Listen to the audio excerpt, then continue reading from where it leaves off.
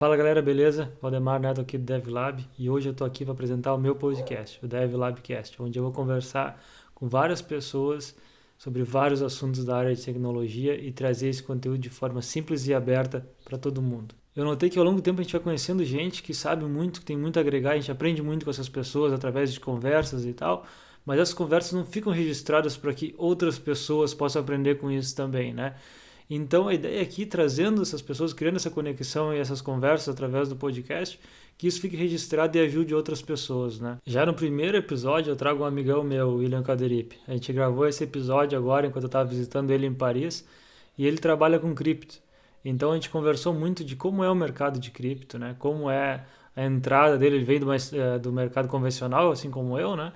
E transicionou para cripto. Então, como foi essa transição? Como é que é o processo de achar uma vaga, de aplicar para uma vaga, de entrar numa empresa? Como são as empresas, né?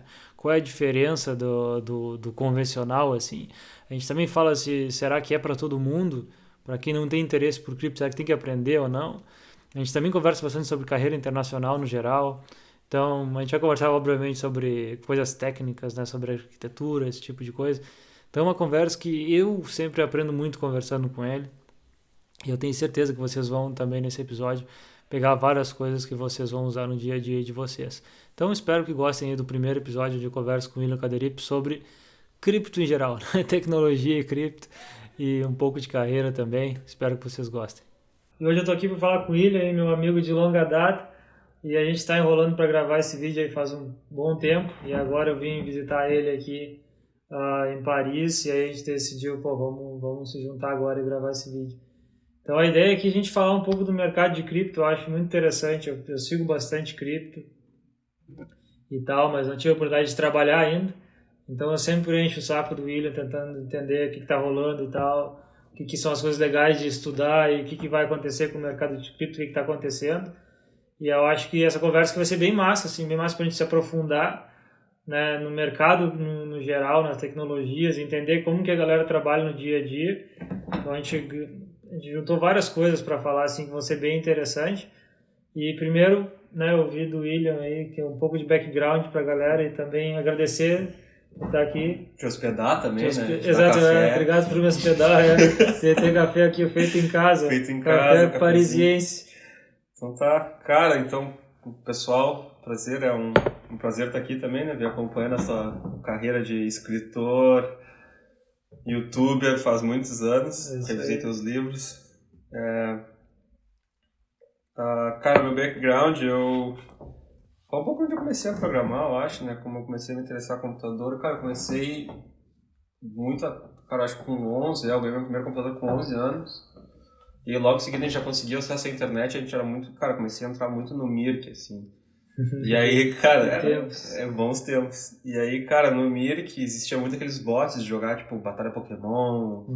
Tinha um que cara, esqueci o nome, que era tipo um Elifoot, só que no Mirk, assim, tu meio que fazia teu time. Eu comecei a me interessar por isso e eu acabava entrando muito em fórum de programação para esses scripts. E lá eu fui mais ou menos aprendendo a programar. E aí, cara, depois eu entrei, tipo, depois isso nunca acabou sendo uma profissão, até a hora de ter que decidir uma profissão, né? É muito engraçado isso da nossa vida, né, cara? Que tu chega lá com mais ou menos 17, 18 anos, tu tem que escolher uma carreira, né? E é aquilo ali pra sempre. E é muita, tipo, a gente é ensinado, né? A ser isso pra sempre. Pô, tu vai escolher que tu vai ser advogado? Beleza, vai ser isso pra sempre. E aí, cara, chegou essa hora de decidir, eu não sabia mais ou menos o que eu ia fazer, eu era muito apegado à computação e eu acabei fazendo o curso de análise de desenvolvimento de sistemas, né? E até que a gente foi colega, foi onde a gente se conheceu, né? Na faculdade. E, cara, foi mais ou menos aí que eu comecei, então, desse Mirk, e a partir desse ponto, nós trabalhamos, inclusive, em algumas empresas juntos, né? Em vários. Vários, principalmente, Quase que a gente não trabalhou junto. Pior que é verdade, né, cara? Vários. Foi uma carreira interessante, na real. Passamos por algumas empresas, tipo, na área de Pelotas, ele é muito difícil de fugir, né? Tipo, porque mais ou menos era um círculo bem fechado. Se existe uma bolha hoje, imagina que era uma bolha mais ou menos 10 anos atrás, sabe? Numa cidade, tipo... a gente é os dois de Pelotas, né? Só por contexto, que é sul do sul, assim. É uma cidade Não tão pequena, né? 300 mil habitantes. E é um polo até tecnológico, tem bastante empresa lá. A empresa é uma cidade bem legal. Mas a maioria das empresas eram pequenas, né? Então, Isso, eram tipo, tudo pequenas. agências e tal. Foi isso que a gente começou. Né? Isso, agência de marketing. E depois dessas empresas, eu passei pela ThoughtWorks, junto contigo. Porto Alegre. Porto Alegre. Aí foi pro Chile também. Isso, eu acabei sendo realocado estrategicamente para o Chile, porque o cliente que a gente trabalhava de lá. Eu tive a primeira oportunidade de sair do Brasil, né? Acabei morando 2 anos no Chile, ao todo, assim. Espanhol e vinho. Espanhol e vinho. Espanhol, vinho e pauta, para os chilenos, ou as pessoas que conhecem o vinho. Pauta é o avocado deles, chamam o avocado reza, que é ele de pauta. E eles comem aquilo em tudo, literalmente, cara. O que tu pensar vai ter, se tu for no McDonald's lá, vai ter um McDonald's com pauta. Que massa! Sim, cara. É adaptação cultural. Exato, Não, tem que ser a experiência completa, sim, né? Sim, pô. Santiago é uma cidade muito foda. Pior que eu posso falar palavrão ou não? Não pode falar palavrão. Claro que pode, velho. Eu tenho que começar ali as expectativas sobre ter feito isso antes. Pode. Vou tentar me controlar. Não, vai. E aí, cara, depois eu acabei me relocando pra Sydney, na Austrália, pra fazer parte da Atlassian. E da Atlassian eu vim... A gente trabalhou junto de novo? Trabalhamos, mais ou menos juntos, no mesmo departamento, na mesma empresa, né, no mesmo time. Na ThoughtWorks a gente não trabalhou no mesmo time também, né, mas a gente estava na mesma empresa. E aí eu decidi fazer uma mudança de carreira, eu queria vir pra França, por motivos pessoais. Né, minha namorada estava aqui, eu queria vir pra cá. E eu queria muito entrar já no mercado de finanças, né, trabalhar mais com financial service, que era uma área que estava crescendo muito, era a hora que o Nubank no Brasil estava fazendo um boom muito grande. Sim, assim, eles começaram... o Nubank é gigantesco assim, no Brasil, os caras decidiram usar Clojure, assim, eles compraram a empresa que faz Clojure. Mas não foi esse um dos motivos, né? Porque a mesma empresa também tem o banco de dados que eles usam, que é uma tecnologia bem interessante, da Atomic. E aí, cara, o stake tão grande, só pra ter uma noção, né? Tu tem stakes tão grande numa parte de uma tecnologia que tu compra a tecnologia para decidir a direção disso. É bem interessante como um banco, como empresa. Entrar no teto do aeroporto, basicamente ficava na rua e para tu passar por aquela porta, e o cara simplesmente perguntou, tu vai entrar? E eu, tem que entrar, eu tenho um avião. Ele falou, se tu entrar, eu não posso mais deixar tu voltar. E cara, você entende o nível de trade-off da decisão? Eu fiquei olhando pra ele assim, cara, mas... Não, a Austrália era next level na parada, não podia entrar nem sair do país, né? É uma ilha. É uma ilha. Pra eles foi fácil, mas porra, tá louco. Sim, aquele dia foi louco, tu vai entrar, tá, beleza. Se eu não conseguir ir pro avião, talvez eu vive o filme do Terminal, aquele perdido no aeroporto por vários dias. Mas foi isso. E aí, cara, acabei chegando e aí foi só loucura, né, cara? Voo loucaço, a cidade vazia, isso era muito doido, né? Porque a cidade, como tu tá vendo aqui, a cidade é meio... Sim, tem sempre muita gente na rua, né? Rua e tal, né? Isso, bar, e aí, cara, quando eu cheguei aqui, mano, silêncio total, assim, era todo dia 100% de silêncio. Doideira, era muito louco. A pandemia foi muito doida. Mas, aí tu chegou aqui e aí tu achou... Não, tu já veio com emprego, né? Eu já vim com emprego, já tinha feito uma entrevista já pra uma empresa de cripto, né? Isso, porque... Que é tipo uma exchange, como é que é? Eles eram um broker, na verdade. O que é um broker? Um broker é uma pessoa que fica no meio ali, facilitando transações entre duas partes, né? Entendi. Tu meio que conecta compradores com vendedores. É quase uma exchange, mas tu fica ainda na frente da exchange, por exemplo. Tu pode ser um broker de várias exchanges. Tá. Exato. Era uma coisa que eles faziam bastante isso, né? É exchange, pra quem tá no Brasil, sei lá, tipo mercado Bitcoin. Assim, né? Isso, o mercado Bitcoin. E tem exchanges também que podem ser exchanges normais, né? Tipo de câmbio. Um câmbio é uma exchange. Não, um câmbio é uma exchange, tá. Um câmbio normal que tu vai no aeroporto lá, que é uma exchange. E aí tu tinha feito a entrevista lá da Austrália ainda e tal, isso. Passou... Isso, porque não tem nem como entrar Depende da tua cidadania, né? No meu caso, como brasileiro, nós dois, a gente pode entrar na Europa por 90 dias. Sim. Mas como tinha Covid, tu não poderia nem pegar o avião na Austrália, eles não te deixavam nem embarcar se não tivesse um visto. Então eu tinha que começar o visto lá. E aí funciona muito parecido com o sistema da Austrália. Para quem não sabe, tu precisa de um sponsor, que é uma empresa, né? Que vai dizer, eu preciso dessa mão de obra ou essa pessoa aqui. Sim. Eu não tenho essa mão de obra. Eu não tenho aqui, eles têm que justificar que eles não conseguem encontrar aqui e eles te aplicam, entram com o teu visto. Né? Sim. E aí, então eu vim já pronto, né? Cheguei aqui já trabalhando. Né? Eu acho que eu fiquei 4 dias parado só. Já saí trabalhando de casa. Isso. E aí no processo, e acho que isso é uma coisa que as pessoas já vão ter dúvida já, teve alguma diferença no processo de entrevista, assim, porque tu estava trabalhando, sei lá, nas mesmas coisas que eu trabalho lá na Atlassian, né? Sim. Tipo ali microserviço, Node.js, e aí tu começou a aplicar para umas paradas de finance, de cripto, e aí tu passou teve alguma diferença no processo, assim, alguma coisa que tu estudou a mais? Cara, é que não dá para explicar muito precisamente como foi esse processo para mim, talvez não sirva como um bom conselho, porque ele foi um processo bem específico para o meu contexto na época. Entendi. E o meu contexto da época era sair, o meu objetivo era sair o quanto antes. Sim. Né? Então, basicamente, eu fiz shotgun, mas o meu foco, por exemplo, se eu tivesse duas empresas e eu tivesse que escolher entre uma que estava fazendo finance ou outra que não estava fazendo finance, eu ia optar provavelmente por que estivesse fazendo finance. Claro, existem muitos outros fatores que influenciam essa decisão, né? Mas esse era mais ou menos o básico da critério de escolha. Para essa empresa específica, cara, a gente conversou um pouco sobre isso antes, né? Foi muita sorte que aconteceu comigo, mas se eu puder, quando eu olho em retrospectiva, talvez esse seja uma boa dica, né, para quem talvez tenha interesse no futuro. Uma dica. Que é que, por exemplo, eu fui para uma empresa que estava trabalhando com cripto, mas eles não trabalhavam diretamente em cripto. Então... isso é interessante, vamos falar mais disso depois também, isso é interessante. Isso, a gente pode conversar mais um pouco para frente, mas então eu pude aproveitar muito do que eu fazia na Atlassian, né, com, digamos, com a tech stack normal, e reaproveitar isso no meu trabalho atual. Então isso facilitou muito. E ao mesmo tempo essa empresa acabou me expondo a cripto de maneira mais intensa. Assim. Sim, ao domínio de cripto. Ao domínio de cripto, né, os problemas de cripto, como funciona, tipo, trabalhar com frações extremamente baixas, todos esses problemas tipo, mais técnicos de cripto. Sim. Criptografia também. Mas aí na entrevista já era Clojure, não era a linguagem? Não, nessa entrevista foi em Ruby. Foi Ruby, lá era Ruby, né? Por sorte, cara... A tech stack é simples lá, então. Era bem simples, cara. Era o feijão com arroz, aquele sempre, né? Tipo, tinha um Postgres atrás, um monolito, na verdade, né? Em Ruby, Ruby Rails. E, cara, um cache com Redis e muita integração e fila com sidekick com Redis atrás. Entendi. Então, eu acho que essa é a primeira coisa, né, que as pessoas devem ter curiosidade, é tipo, será que é muito diferente e tal?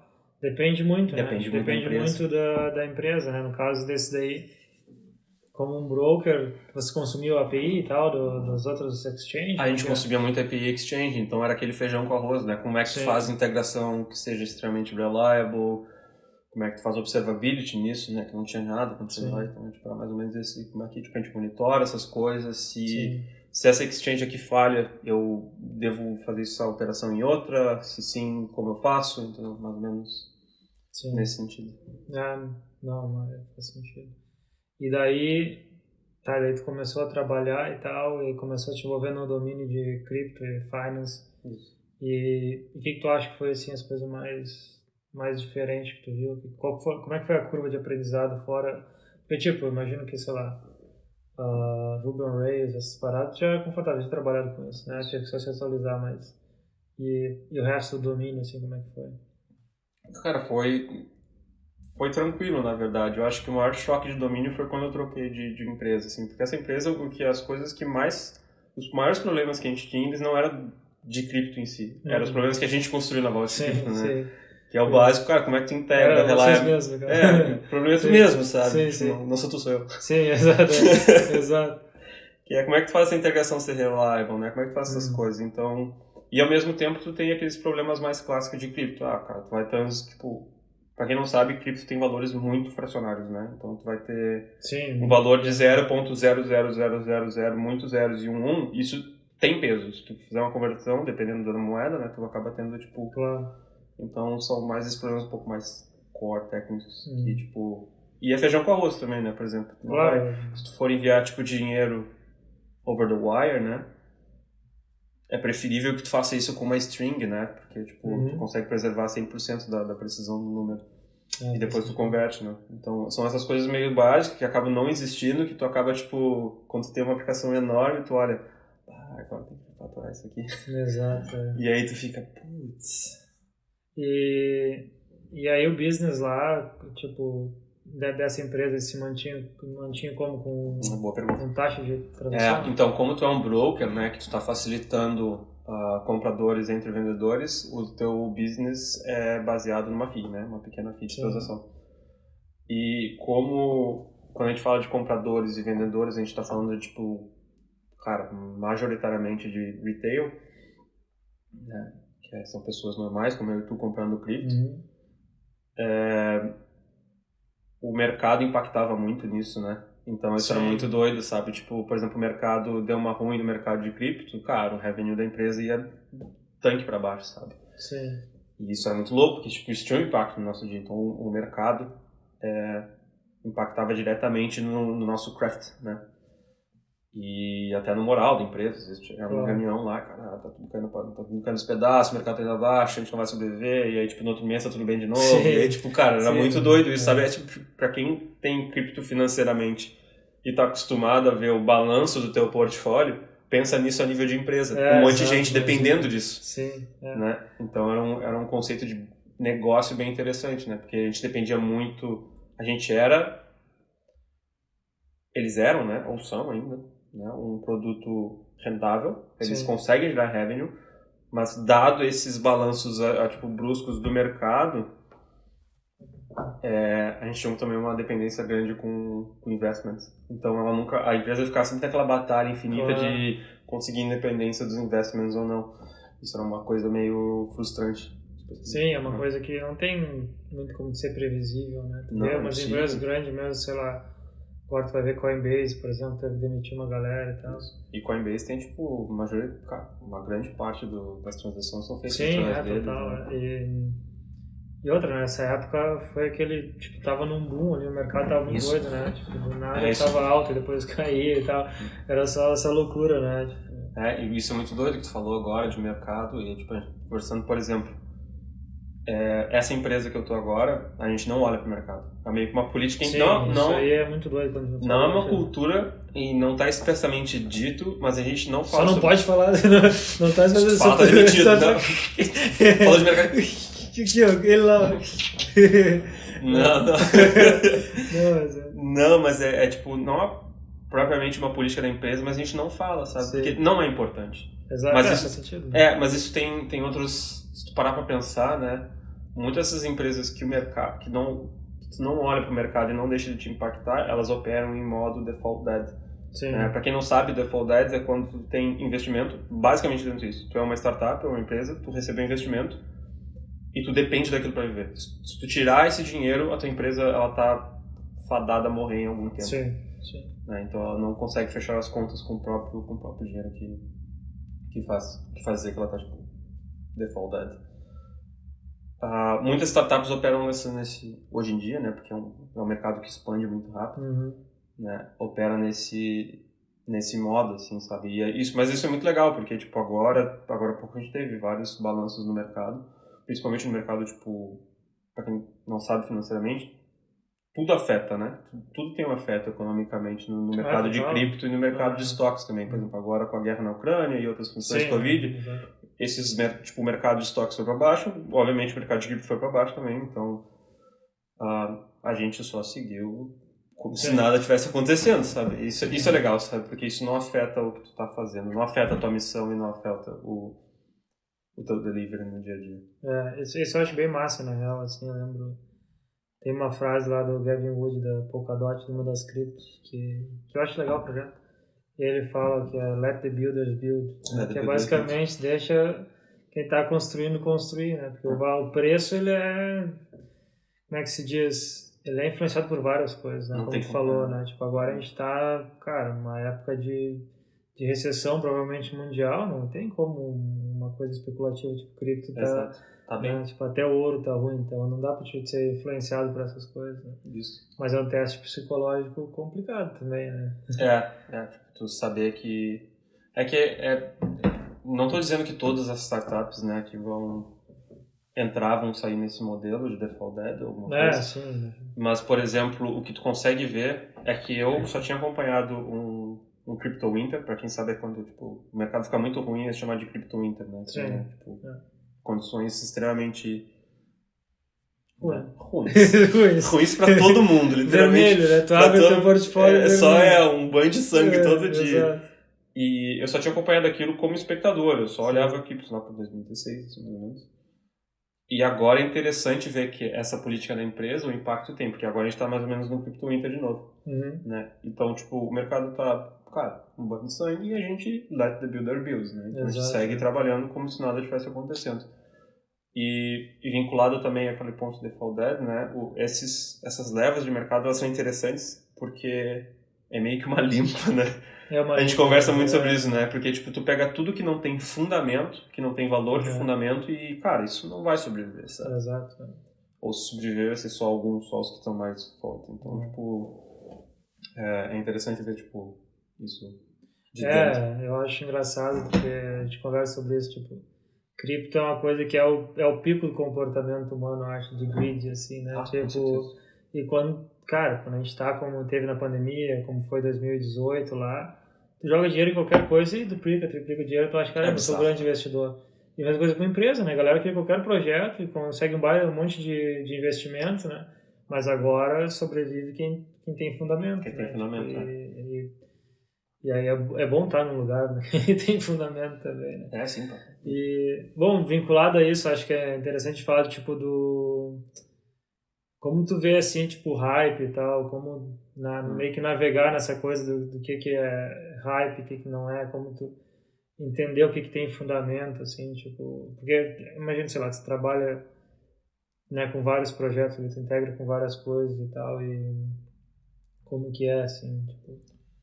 Cara, é uma pergunta muito complexa, depende. Acho que a pergunta não quero a resposta exata.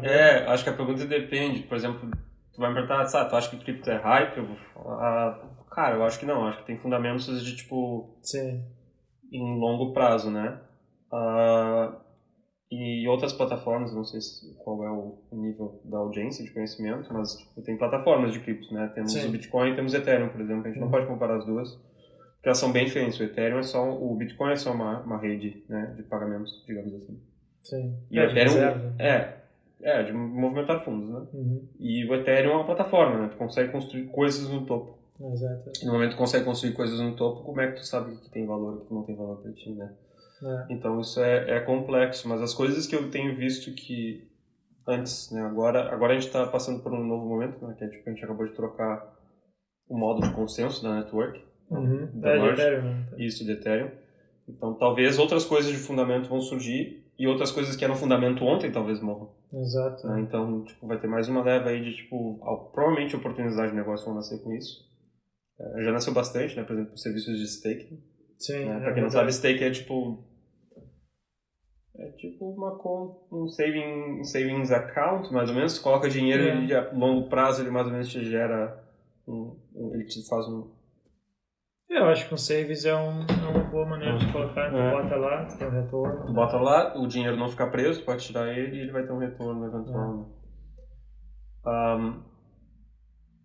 Mas, cara, é muito difícil. As coisas que eu vejo com mais fundamento são tudo que são ligadas a operações, né? Principalmente para quem faz vídeo, porque a minha visão é que ela agora é bem técnica, né? Para quem está construindo. Então, para quem está construindo, as coisas que estão ligadas a operações, por exemplo, como é que eu posso buscar transações da blockchain com mais facilidade, né? Hoje é muito difícil, né? Porque tu vai lá, tu tem uma transação na blockchain, ela está toda criptografada, mas não é... O dado está lá, mas ele não está exposto de uma maneira fácil de ser consumido. Sim.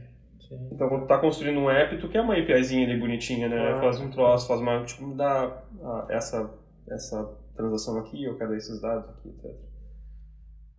Isso normalmente sempre tem muito fundamento. Quanto mais as pessoas tendem a construir serviços e capabilities no topo disso, eu só vejo, tipo, casos de sucesso, assim. Sim. Etherscan. Porque isso é meio que o core da coisa, né? Que é transação, descentralização, segurança, né? E tal. A blockchain pela blockchain em si, né? Tu vai enviar dinheiro para lá e aquilo vai de fundos, né? E aquilo vai basicamente se resolver. Mas como é que tu, como builder, tu resgata esses dados, né? Exato. Como tu faz sincronia dos seus dados, né? Tu quer sincronizar? Tu quer ter custódia de algum pouco dos dados ou tu quer deixar só na blockchain, né? Então isso tudo vem vindo. também muitos serviços de fazer, esse aqui é o mais clássico, na real. Não tão clássico assim, é de enviar transações para blockchain, né? Quando tu, normalmente, como tu é eu ou tu, né, que a gente tá ali na nossa MetaMask, ou, tipo, quem não sabe, MetaMask é uma wallet, né, uma carteira digital, que ela só, mais ou menos, as carteiras de cripto são só duas chaves uma chave de criptografia, na verdade, né, público e privado, bem basicamente isso, mas elas têm outros serviços.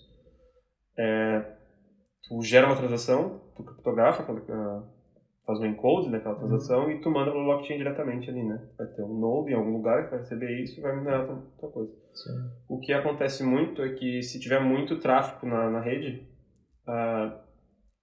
o quanto de fee tu mandou para aquela transação talvez não seja suficiente. Porque quem está recebendo e minerando, né? Que agora não é mais minerar, mas talvez seja um termo mais apropriado. Depende da chain que tu tiver. Depende. Se tiver na exato. Bitcoin, se tiver Bitcoin minerando, os mineradores eles têm poder de escolha, né? Então quem paga mais leva, basicamente isso. E acontecia muito, tu pode mandar, ela vai voltar. Cara, não foi o suficiente. Se tu pensar a nível de serviço, isso é bem ruim, né? Se tu for prover um serviço que faz o envio das transações, né? Quer dizer que, tipo, cara, tu vai ter que ficar retentando. E retentar pode custar dinheiro. Então existe uma... tudo envolve dinheiro. Óbvio. Perdi o dinheirinho aqui. E aí existem muitos serviços que se chamam relayers, né? Que são serviços que enviam.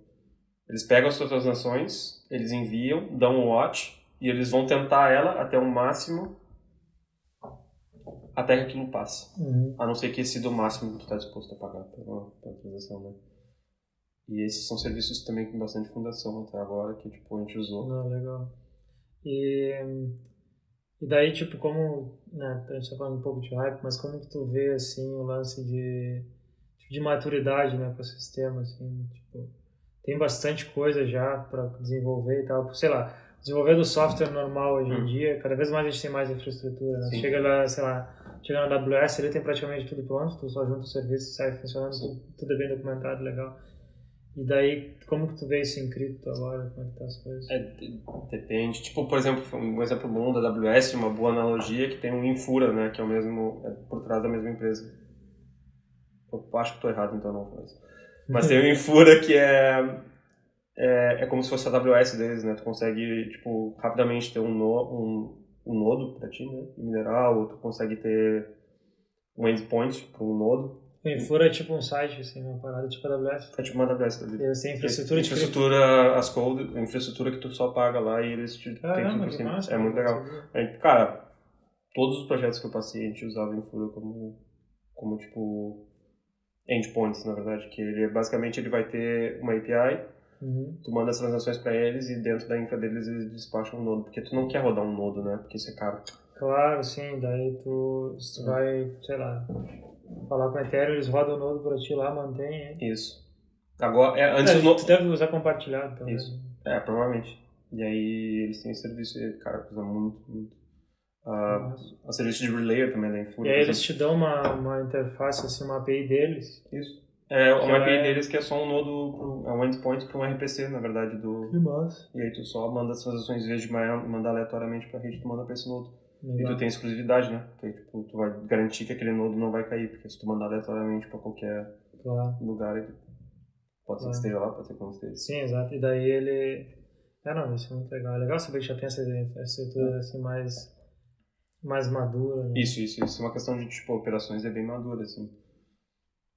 Pra tu sair e enviar agora, em questão de, por exemplo, trabalhando no Ethereum como plataforma, é tudo muito novo ainda, né? E a Ethereum usa uma linguagem de programação chamada Solidity, cara, né? Tá falando da infraestrutura, tem um nodo de Ethereum rodando lá, né? Isso. Agora tá falando de usar Ethereum diretamente. Que é, isso, fazer um shift bem grande, sim, né? Sim. De onde tu tá, que é tipo, a parte de operações é bem mais madura, né? Nesse sentido, mas a parte da blockchain, como tu coda para blockchain, ainda tem muito na minha opinião, né? Tem muito a evoluir. Porque tu acaba usando um tipo de nodo chamado, tipo, uma tipo de linguagem chamada Solidity, né? E ela é bem baixo nível. Ela é tão baixo nível, para te dar um exemplo, tu pode, se tu quiser, para quem é familiar com Ruby, no Ruby tu pode escrever um bloco de C no meio do Ruby. Nessa linguagem tu pode escrever um bloco de assembly. Ah, caramba. Então tu manipular a memória diretamente na EVM, né, que é Ethereum Virtual Machine. Então, ela é bem baixo nível e isso tem um custo, né? Porque o custo de construir é difícil, né? Tipo, entender as coisas às vezes é difícil. Então, Sim. aí eu acho que tem muito a... Sim, aprender uma nova linguagem de mais baixo nível. Isso. Então, tipo, como se fosse C e Java, provavelmente. Pode ser talvez uma... talvez. Porque o C ele é bem baixo nível, né? Tu vai precisar codar tudo de uma vez só e o Java já é bem mais alto nível. Então, tu já tem muito mais coisa pronta na linguagem em si, sabe? Sim. lib, manipulação de dados, etc. Não, faz sentido. E daí, voltando lá, a gente tá falando. Daí tu saiu da empresa que tava ali, ficasse um ano, né? Sei lá. Fiquei um ano. Na empresa que era o broker, aí tu foi pra outra, né? Daí, fala um pouco dessa transição, como é que foi o teste dessa aí também, porque essa aí acho que acho um pouco mais baixo nível, assim. Essa era bem mais baixo nível, na verdade. Então, voltando lá a trabalhar com Ruby, né? Um clássico monolito, uma API, uma interface. E essa outra, quando eu entrei, eles tinham algumas Cloud Functions só, que eles estavam muito orgulhosamente de serverless na época, Cloud Functions é tipo a Lambda serverless do Google Cloud, né? Isso mesmo. E muitas das integrações, na verdade, eram diretamente com os serviços da blockchain. Né? Por exemplo, como a gente falou ali, a blockchain é uma plataforma, né? Tu acaba podendo codar para essa plataforma, fazer um deploy lá, e lá tu vai ter tipo, uma espécie de serviço, digamos assim. Isso são chamado de Decentralized Applications, que é o standard DApps, né? Aplicações descentralizadas. Isso aí. Isso. E aí tu acaba conseguindo interagir diretamente com isso. Fazer um pagamento, tu interage diretamente com essa coisa. Tu quer fazer um staking, digamos assim, um saving account, tu interage com esse outro serviço aqui. Então, esse nível de interação mais baixo nível, eu não tinha tanta experiência. E aí foi que, tipo, onde eu comecei a ser exposto bem mais à blockchain que eu era antes. Então, o teste... Foi um dos testes mais legais que eu fiz, eu acho. Ele era... Testes mais legais da vida? Da vida. Eu acho que o teste mais legal da vida que eu fiz foi o da Datadog, que era para fazer uma parada de monitoramento. Eu lembro desse aí que tu mostrou. Esse foi muito doido. Talvez ele seja um top 3, assim. Mas ele era, basicamente, tem um DEP, né, um protocolo, que é chamado na blockchain. Um protocolo que ele faz streaming de dinheiro. Então vamos pensar numa relação aqui de tipo emprego, provavelmente. Tu me empregou para fazer uns códigos aí, alguma coisa, e tu vai me pagar 1.000. Só que na maneira como a gente trabalha hoje em dia, é que tu vai me pagar 1.000 no final do mês. Sim. Mas faria muito sentido se tu me pagasse 1.000 conforme o meu tempo passa. Esse protocolo fazia isso. Tu vai fazer um stream de dinheiro. Sim. Né? E o meu problema era fazer uma interface para esse protocolo. Né? E aí eu tive que... Esse bagulho de stream de dinheiro não é uma coisa meio comum, né? Se tu tem uma savings account que tu paga 1% ao ano, tem um stream contínuo ali todo mês, umas coisas assim. Mais ou menos isso. Por exemplo, o Compound faz isso, né? Que, tipo, se tu parar pra pensar, é a mesma coisa que você falou. Ele vai ter um yield que é streamável. Isso.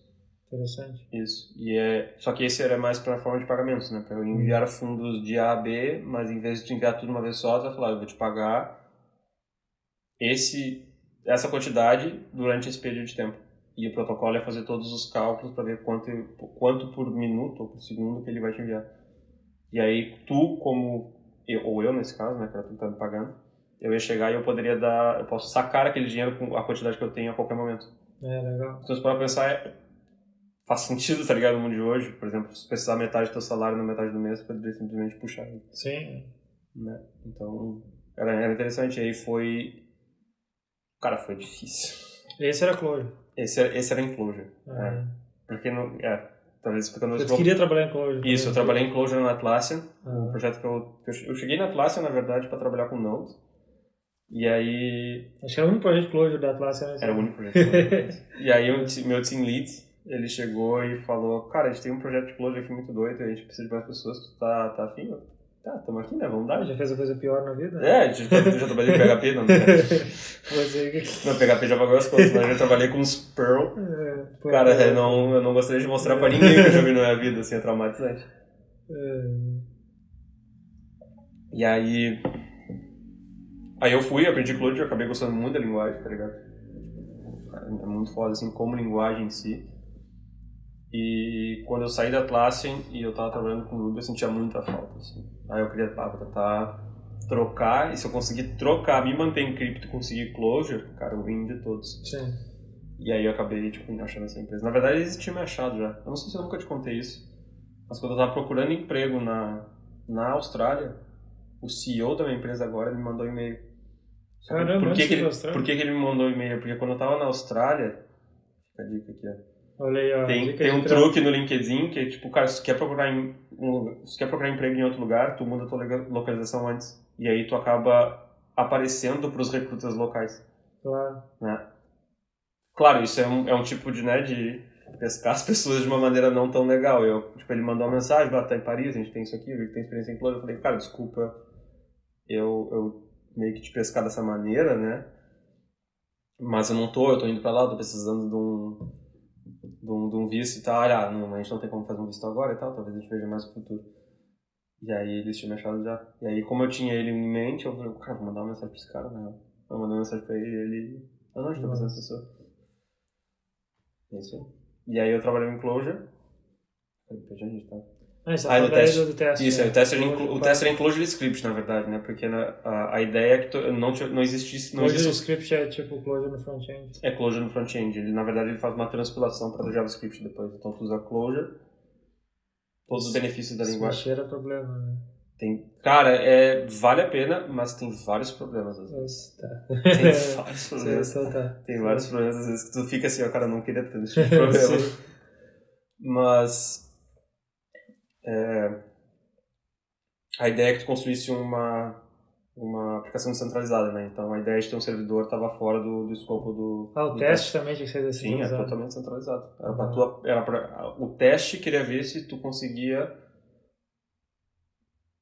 fazer uma aplicação front-end, o teu nível de, né, tipo, o stack ali para saber, e o quanto tu entendia da blockchain para conseguir integrar com um protocolo do Sablia, que é o nome desse protocolo. E cara, foi bem difícil, assim, porque, tipo, foi quando eu vi que, cara, meu Deus, tem vários problemas que não estão prontos aqui, eu só queria chamar esse troço e ele resolver, mas ele não tem, então tu tem que calcular algumas coisas por ti mesmo. Então era muito louco. Eu não entendia também como é que era a função como é que era a relação, né, do protocolo e o dinheiro, porque eu achava que no momento que tu fazia um string, o protocolo estava sempre jogando dinheiro na minha conta. Só que isso não existe, né? O protocolo, ele só gerencia o estado e tu tem que ir lá puxar depois. Então, o saque é na tua conta. Entendi. Isso.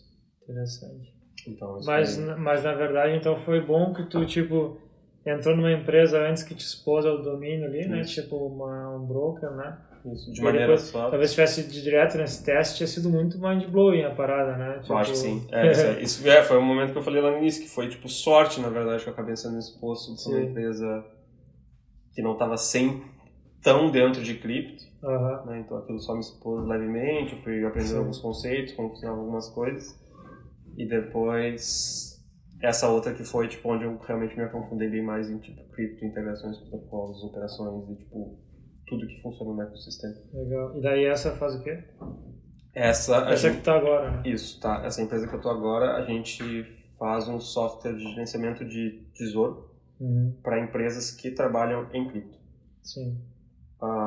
O termo da empresa é tipo DAOs, né? Decentralized Autonomous Organizations, né? Que são empresas que elas conseguem se fundar no meio de cripto, né?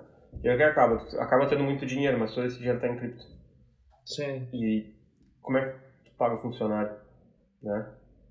Como é que tu paga pelos teus serviços, como é que tu faz todas essas coisas, né? Como é que tu vai pagar lá, tipo, sei lá, a tua conta do GitHub, tu consegue pagar por isso aí? Não. Sim.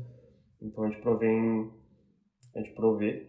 Eu vou deixar um link depois sobre DAOs aí e tal. Isso. Acho que a maioria dos projetos roda como DAO, né? Tipo, Ethereum, né? O Ethereum, não sei se... Talvez, não sei. Eu não sei se é um DAO, mas tem vários. Eu acho que sim, a maioria deles né, se formar, né? Como você gerencia o tesouro, como eles pagam a galera, isso. Né, e tal. Isso, exatamente. Mas tu consegue te autofundar, né? Isso é uma coisa muito louca de criptos para pensar, sim, né? Que é tipo empreendimento global, né? Tu acaba quebrando aquele vínculo com VCs, né? Ou ao menos daria, não?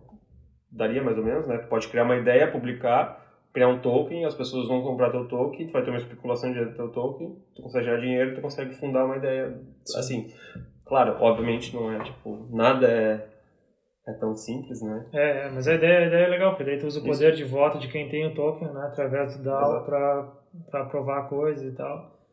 É legal, acho que eles têm bastante para evoluir, né? Assim, isso, para provar a direção do...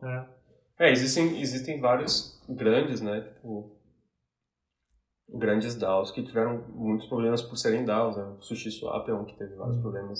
O próprio MakerDAO lá, que foi um dos mais antigos, só deu merda, né? Ele tá dando merda, mas é por não ser um DAO, né? Não, por ele tá lá também desde o início, né? Isso, mas o problema é de, como é que é... Essa coisa de votar ela é muito estranha, né? Exemplo esdrúxulo e bem clássico. Se tu contratar um desenvolvedor, na verdade, quem aceita é mais ou menos o grupo de pessoas que tem o token, né? Então, tudo é meio que um sistema de votação.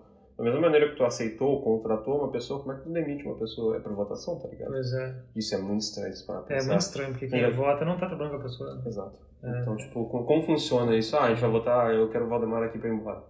Sim ou não? E aí, tipo, é isso aí, tipo, se deu mais sim, tchau, cara, boa sorte, vai procurar outro emprego. Cara, isso é meio estranho, sabe? Esse é uma parada meio, um assunto à parte. Isso é um assunto à parte, que é bem complexo. E eu não tenho... Mas é interessante.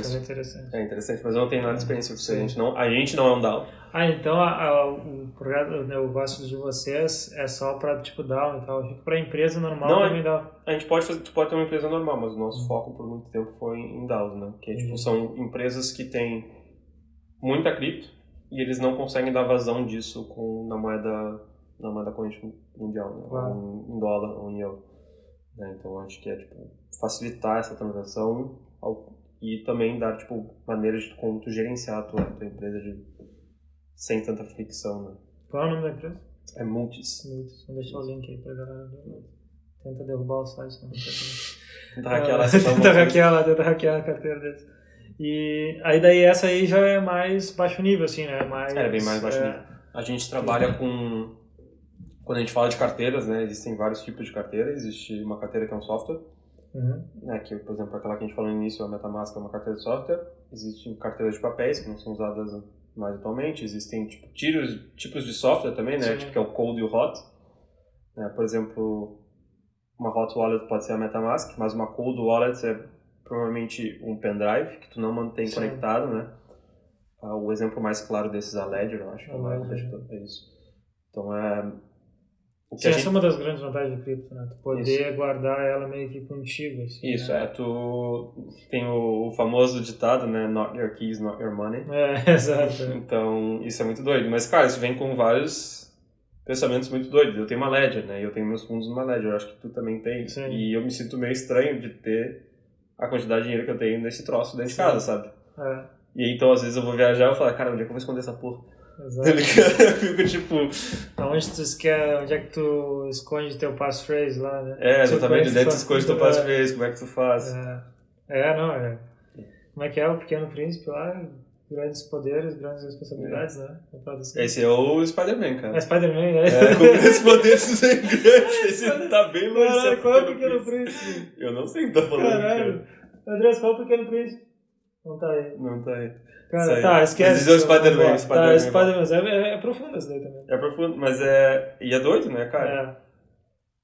E aí, cara, o que tu faz com o teu passphrase? Tu vai manter ele no papel, isso tu vai ter o papel. Então tu tem que achar o que funciona pra ti dentro dos teus padrões de segurança, né? Que acaba... É mais ou menos isso. Tu vai ter teu dinheiro, mas toda a responsabilidade de guardar o dinheiro é teu, ela foi delegada pra ti. Exato. E isso para tu pensar... Mas é também uma coisa que é meio que opcional, né? Tu pode, se tu quiser, né, correr o risco e pagar as taxas, no caso, tu pode deixar, hoje em dia tem banco, né? Tipo, na Austrália lá vários bancos No suportam Nubank hoje em cripto. dia tem. No banco suporta cripto, tu deixa lá também, é ok, né? Isso, ok. Mas é uma questão de opção, né? É exatamente isso. Que é uma opção que não tem. Tipo, olha qual a opção que tem hoje em dia. Tu vai comprar, sei lá, ouro e guardar uma barra de ouro em casa. Né?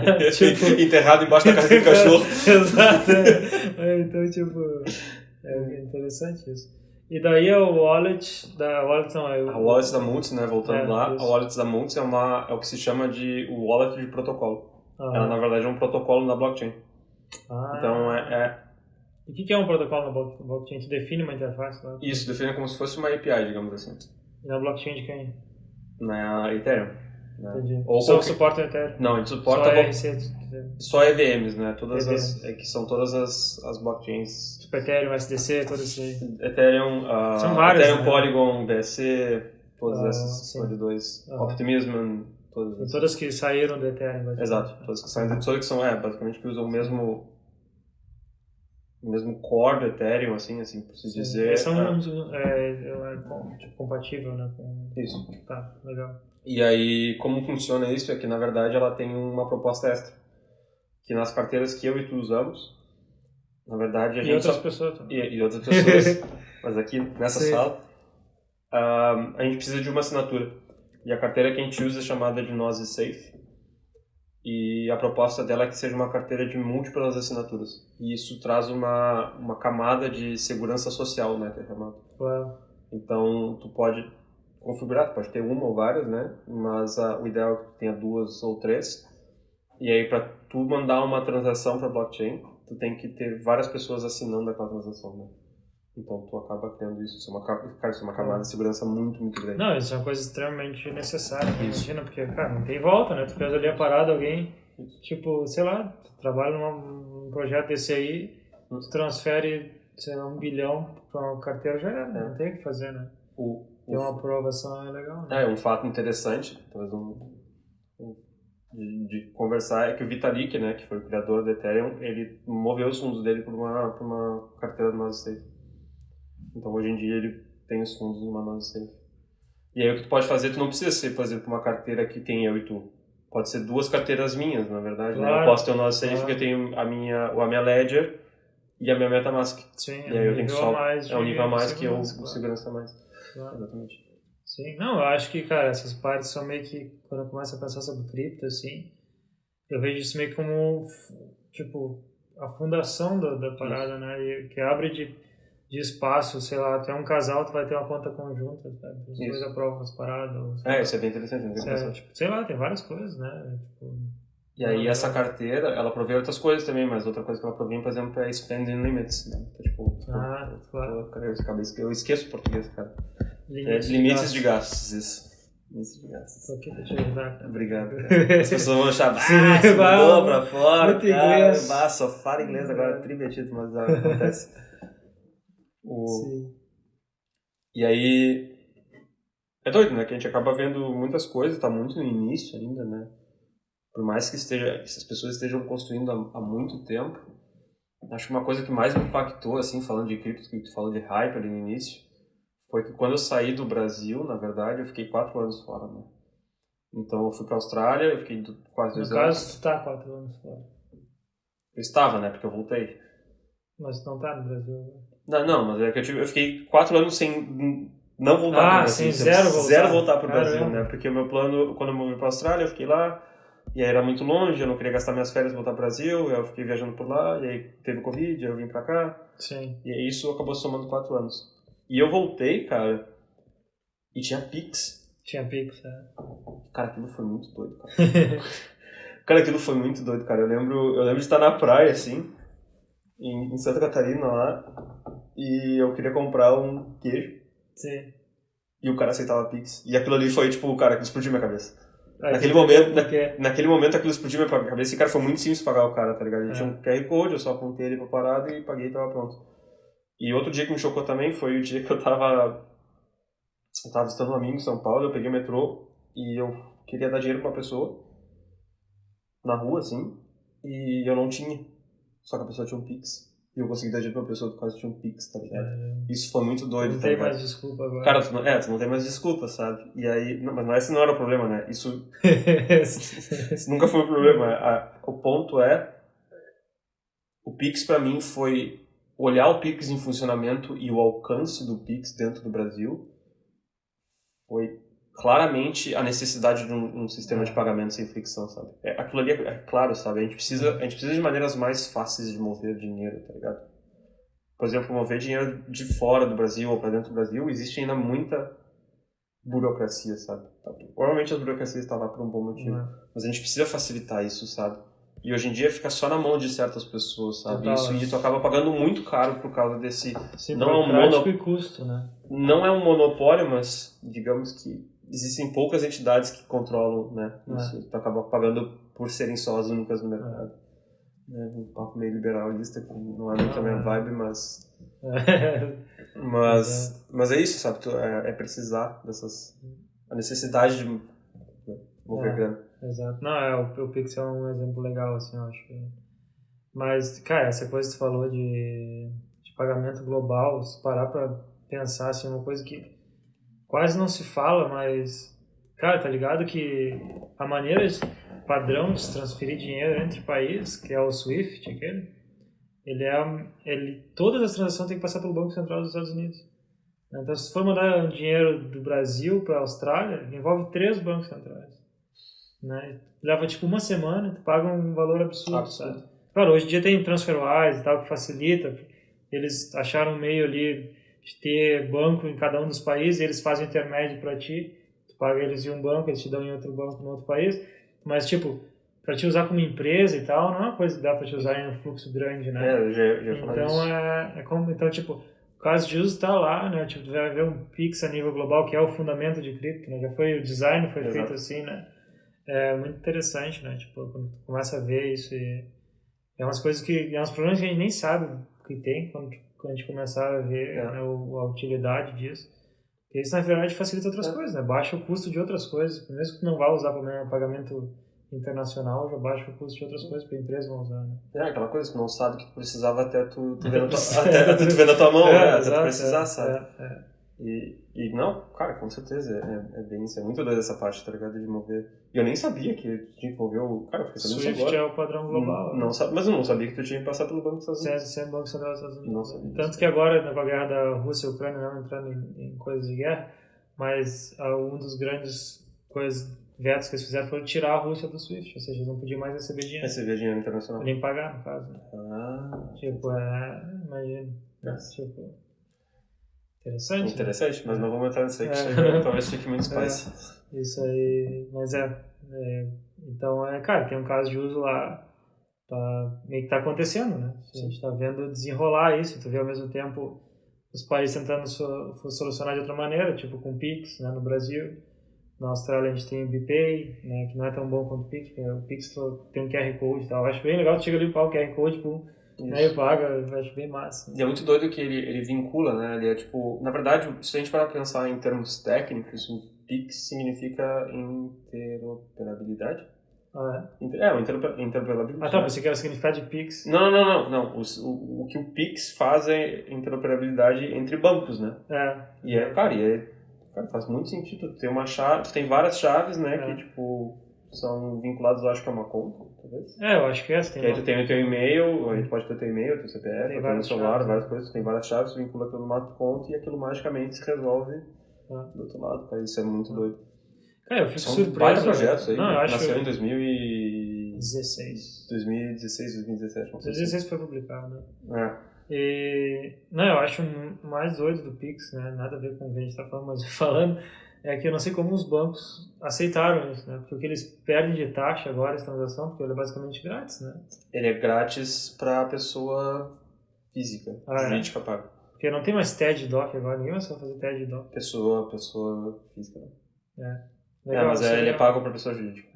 É engraçado, se quiser, se tem curiosidade, vai no site da Pix, pra quem tiver curiosidade, eles têm todas as métricas de transações publicadas abertamente. É muito doido, tu consegue ver, tipo, o breakdown, né, a divisão entre pessoas físicas, quem faz mais, taxa de idade, etc. Cara, é muito doido. Sim, legal. Mas, daí voltando pra multis lá, daí tem tipo essa wallet, né, tem multiple approvals ali, né, múltiplas pessoas podem aprovar. E aí, daí dessa daí tem que trabalhar direto com a blockchain, basicamente, né? Qual o nível de vocês tipo, qual é o teu nível de desenvolvimento, como é que tu testa, como é que é o fluxo de desenvolvimento? Acho que essa é a curiosidade lá, tipo.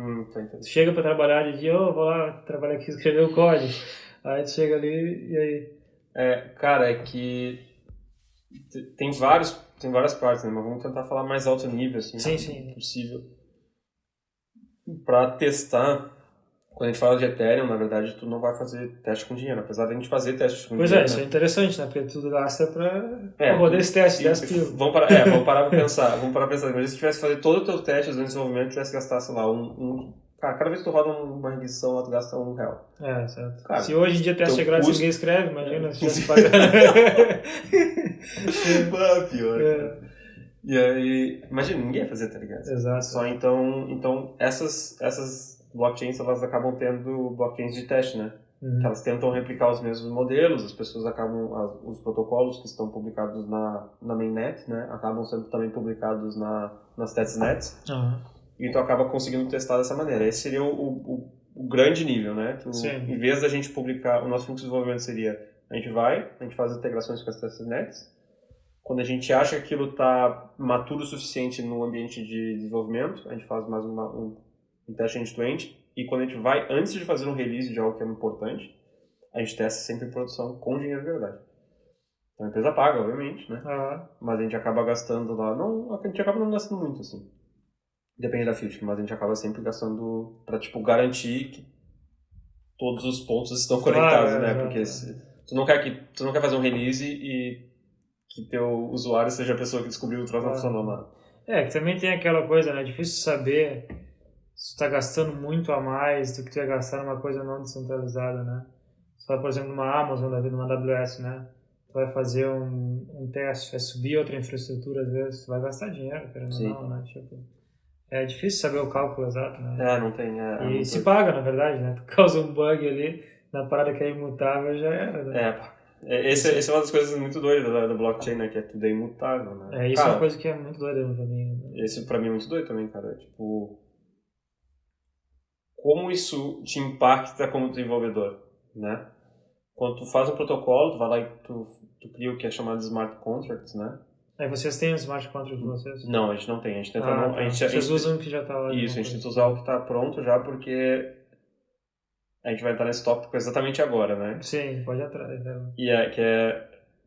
Tu coda, né? Tu faz o código em Solidity, né? Isso é chamado de smart contract. E tu faz o deploy dele para blockchain. Sim. Né? E aí, tipo, essa parte aí meio que criei uma lambda e depois fez deploy. Tu cria uma lambda. Isso. Tá lá. Aí vai ter um ID para essa tua lambda, tá? E basicamente o que acontece do nível mais básico é que tu não pode mais mudar esse código. Isso é muito doido. Então tu fez o deploy da tua lambda e tu não pode mais trocar. Se tu quiser fazer uma mudança, tu vai ter que deployar ela de novo. Isso vai te dar um outro ID. E aí a que tava lá antiga segue? Segue. Entendi.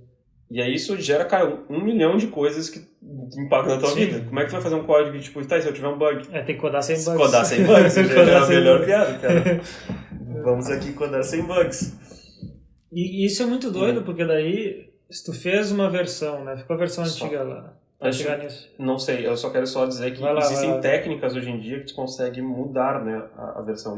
Tipo, obviamente as pessoas não ficaram codando 5 anos, 4 mais ou menos, sem conseguir mudar. Sim. Então existem, tipo, design patterns, digamos assim, que tu consegue fazer mudanças. Então, tipo, é como se fosse uma gama de smart contracts, um conectados no outro, tu consegue ter um que, tipo, esse aqui é o código daquele... Esse smart contract é só um facade, né? Só uma fachada ali.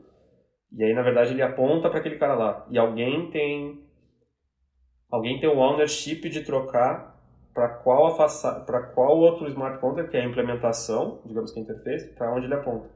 Só que isso acaba gerando problemas se tu vai pensar, né? Quem é que tem o poder de trocar? Isso aí é mais ou menos tu aplicar um design pattern de software, assim, né? Tipo uma strategy, uma coisa assim, a nível de infraestrutura. Então, tu expõe uma interface comum que nunca vai mudar, né? Tu não muda o smart contract dela e dentro dela tu pode mudar e ela vai saber apontar pro certo. Só que como é que é feita essa escolha do certo? Exato. A primeira coisa, né, que tipo, na blockchain é tudo descentralizado. A primeira pergunta é quem é que tem o poder de trocar a implementação. Exato. E que é essa ideia de tu não ter essa ideia de poderes, né? Porque tipo, uma pessoa poderia simplesmente, uma pessoa ou alguém não muito bem intencionado, né, ir lá, aponta a implementação para algo que não era implementação de verdade, que manda, por exemplo, sabe, os fundos, em vez de mandar para pessoa, do William para o Valdemar, manda para uma wallet, sabe-se lá onde. Sim. Entendeu? Então existe isso, sabe? Existem esses questionamentos, assim. Mas a grande maioria que se vê hoje em dia são esses mais ou menos esses patterns, assim, que tu consegue trocar. A nossa wallet, na verdade, ela não tem isso. Entendi. Ela tem outros patterns, mas a gente tem zero poder. Tu, tipo, na verdade, tu tem 100% da custódia dos teus fundos. E se tu quiser fazer um update no teu coisa, é tu que faz, não é? A gente só instrui as pessoas em como fazer. Legal, até porque quem usa o negócio de vocês é uma pessoa que conhece. Né? Exato. Então a gente consegue fazer bump de versão, por exemplo, cara, são muito raros que acontece, né? Então, quando existe um bump de versão, a gente normalmente instrui os nossos usuários como fazer, se precisar de ajuda em qual, ajuda eles. Daí por isso que, tipo, cara, se tem um bug, umas paradas como às vezes tem no início do Ethereum, teve uns, né, que o pessoal abusou, daí só fazendo hard fork. Só trocando porque hard fork. Tipo, tu vai fazer um deploy novo, vai ser uma versão nova, mas a antiga tá lá bugada ainda, né? Aí eu vou tipo, pensar, por exemplo, quando tu usa o DAI ou o USDC, né, o USDC que é o mais clássico, é uma stablecoin. É uma stablecoin na Ethereum, né? Stablecoin é uma moeda que é 1 para 1 com o dólar. Isso. Tenta ser. Mas é um token. Tenta ser, mas é um token, tipo um token dentro uma moeda dentro da blockchain. E não dizendo que o USDC faz isso, tá? Não atribuo. Não liguem ao USDC essa atribuição, mas que foi o primeiro exemplo que teve na cabeça. O que acontece quando tu tá mandando dinheiro, o USDC daqui para cá? Na verdade, o USDC não está na tua carteira. Ele está no smart contract, ele está na memória do smart contract. Né? Como se tivesse o dinheiro no banco. Na verdade, quem tem o estado é o teu banco. Isso, na verdade, tem vários problemas de UX que isso gera, né? Às vezes é difícil de tu fazer um explore em tudo que tu tem, etc. Porque tu tem que conhecer o endereço dos tokens, das moedas que tu tem. Isso é uma dor de cabeça quando o cara tá usando, tipo, as exchanges centralizadas, às vezes tá fazendo staking das paradas só loucura. Mas a pergunta que eu te tenho é, se tu tem um bug e tu tem estado, e tu fez um deploy novo, e aquilo é novo, o que tu faz com o estado? Verdade. Né? Então, cara, tipo, todo mundo tá fazendo código blockchain, essa galera teve que resolver esses problemas extremamente difíceis, sabe? Eles mesmos criaram. É que eles mesmos criaram. Tipo, de como resolver isso, sabe? Exato. Então... doideira. Existem blockchains agora que elas vão vir com tokens, né? Por padrão. Então tu não vai precisar de um smart contract. E eu acho que isso fica direto na blockchain. Por exemplo, a Cardano é uma que está fazendo essa proposta. Então, tipo, tu consegue criar um token, um SDC da vida, sem precisar de um smart contract. Polkadot, essa é uma das coisas da Polkadot, você consegue criar um token nativo e o token vai ter aquele nome. Isso. Né? E é isso mesmo, isso é legal não saber que é Polkadot. Porque o Ethereum é isso, né? Sempre tem um token RC20. Isso. Né? A interface, para quem não sabe, a RC é só uma interface que... É uma interface mesmo como software, né? Um padrão ali de interface. E daí tu sempre usa smart contract para ter... o SDC é um smart contract em cima do Ethereum, né? E aí isso é um problema, porque, tipo, sei lá, no Polkadot, a ideia deles mesmo que eles querem é que, sei lá, vamos pegar no caso do Brasil, o Magazine Luiza vai criar a Magazine Coin. Né? Tipo, eles não querem que... Cara, tem que fazer uma... Extremamente específico. Sei lá, tô pensando alguma coisa do Brasil, né? Shoes Coin, e-commerce. E aí, tipo, cara, eles não precisam ter um conhecimento extremamente alto pra ir lá escrever um smart contract, tá ligado? I didn't find anything on the web for. Caraca, doideira. A ideia seria que, tipo, cara, conseguir criar um token nativo, consegue usar dentro disso. Isso. E aí, eu, cara, não tenho seguido tanto essas outras blockchains, mas uma da ideia que o Cardano tá querendo fazer é que, por exemplo, um problema de UX na Ethereum hoje em dia, ou qualquer outra dessas, é que sempre para tu fazer uma transação, tu precisa de Ether, que é, na verdade, a moeda da Ethereum. Ou se tu tá no Polygon, tu precisa de Matic. Esse que é o motivo, logo eu lembrei. Né? Mas se tu tiver um token nativo, quer dizer que tu consegue construir meios de pagar a FII da transação como FII. Na Multis, a gente resolve esse problema, né? A Nose Safe tem uma maneira de resolver esse problema. Tu consegue pagar as transações com a moeda que tu tá fazendo a transação. Isso é legal. Porque isso é muito envolvido com aquela coisa que a gente falou no início, que é o relayer, né? Na verdade, quem tem o ownership do relayer é a gente, e a gente paga pelas FIIs. Entendi. Mas o relay é disso, a gente gastou tanto de Ether e a gente só consegue, tipo, debitar direto da transação. Entendi. Vocês E aí, fazem o meio de campo ali. A gente faz o meio de campo. Isso acaba ajudando muito no UX, né? Porque tipo, não precisa ter Entendi. só Ether para fazer. E aí, quando vocês estão fazendo isso, vocês estão consumindo o quê? A API do próprio blockchain do Ethereum? O Relayer? Não. Tipo, o Relay, vocês mandaram a transação para lá, Isso. né? O Mas Relayer... tem outras interações que tu faz com a blockchain? tem muitas. E aí, tu vai direto na blockchain? Algumas a gente faz direto no blockchain, outras a gente vai em provedores de terceiros, mas a maioria entre provedores de terceiros. Como eu te falei no início... Ah, tá claro. Tem um nodo rodando lá, tu falou, né, e tal. É muito... o dado é muito cru. Entendi. E isso acaba... Se tu quer um dado muito cru, acaba que tu vai herdar muitas responsabilidades de massagear esse dado. Claro, né? tu vai... E às vezes tu não quer fazer isso, sabe? E às vezes, cara, isso é um trabalho difícil. Né? Não, já tem gente que já fez isso. Né? Isso. E aí, então, tu acaba tendo muita integração. Por exemplo, uma das maiores integrações que a gente tinha, né? Porque a gente tá acabando mudando, é o The Graph. The Graph é basicamente... Que é um projeto bem legal das pessoas. É um projeto muito legal, sabe? É entendível. Entendível? Eu acho que é um projeto extremamente mind-blowing, porque ele a lógica dele é a lógica é básica. Várias coisas. É basicamente, o projeto se resume a isso. Tu tem uma network, tu tem transações acontecendo na Ethereum e tu quer, como empresa, tu quer dar uma nova cara para elas. E expor elas de uma maneira mais fácil. Né? Então tu consegue criar um indexador, né? Que nada mais é um código que mapeia as coisas, a transação da blockchain para uma outra coisa, faz a massagem e tu expõe isso num GraphQL. Sim. Então tu consegue acabar fazendo todas essas massagens e ter tipo isso numa UI, uma interface fácil e acessível. E o The Graph é descentralizado também? O The Graph os dois. Né? O The Graph tem descentralizado. Não, eles têm servidor, eles têm indexer que são centralizados e indexer que são descentralizados. Entendi. A gente teve vários problemas de availability com eles. Isso é meio ruim, né? Assim, principalmente se está oferecendo tipo, um serviço que é B2C ou B2B. Né? Então, cara, a gente teve vários problemas que eles tipo, ficam atrás do blockchain, questão de indexação de blocos, etc. Então a gente teve que trocar, apontar para outros provedores. Talvez isso a gente pode fazer num gancho que eu vamos falar de arquitetura então ali, eu acho. Né, a arquitetura. Porque tem essa parte, né, tipo, beleza, tu consome ali, mas tem a parte de o serviço de vocês é meio que software convencional, né? Não. Mais ou menos. Tipo, vocês fazem deploy deles numa infraestrutura isso sim. Né? Isso sim. Aí tem as partes que vocês falam com as coisas externas, tipo blockchain e tal. Exato, né? Muita integração. Cara, o ecossistema, né, a gente está conversando um pouco sobre isso, da blockchain, ele é muito novo, né? Isso, o impacto tem como uma pessoa que está construindo é que, cara, as coisas aparecem e desaparecem na velocidade da luz, né? Então, a arquitetura da Multis, né, ela foi pensada para abraçar mudanças, né, para ser o mais agilista possível, assim, né? Então, para quem está familiarizado com os conceitos de pods e adapters, hexagonal, tipo arquitetura hexagonal e tal, a Multis tenta ter o máximo possível de peças que são hexagonais, né? Para exatamente isso, né? A gente precisa definir, abstrair as integrações que temos, né? O que entra e o que sai, num padrão comum. E a gente precisa de velocidade para trocar elas. Sim.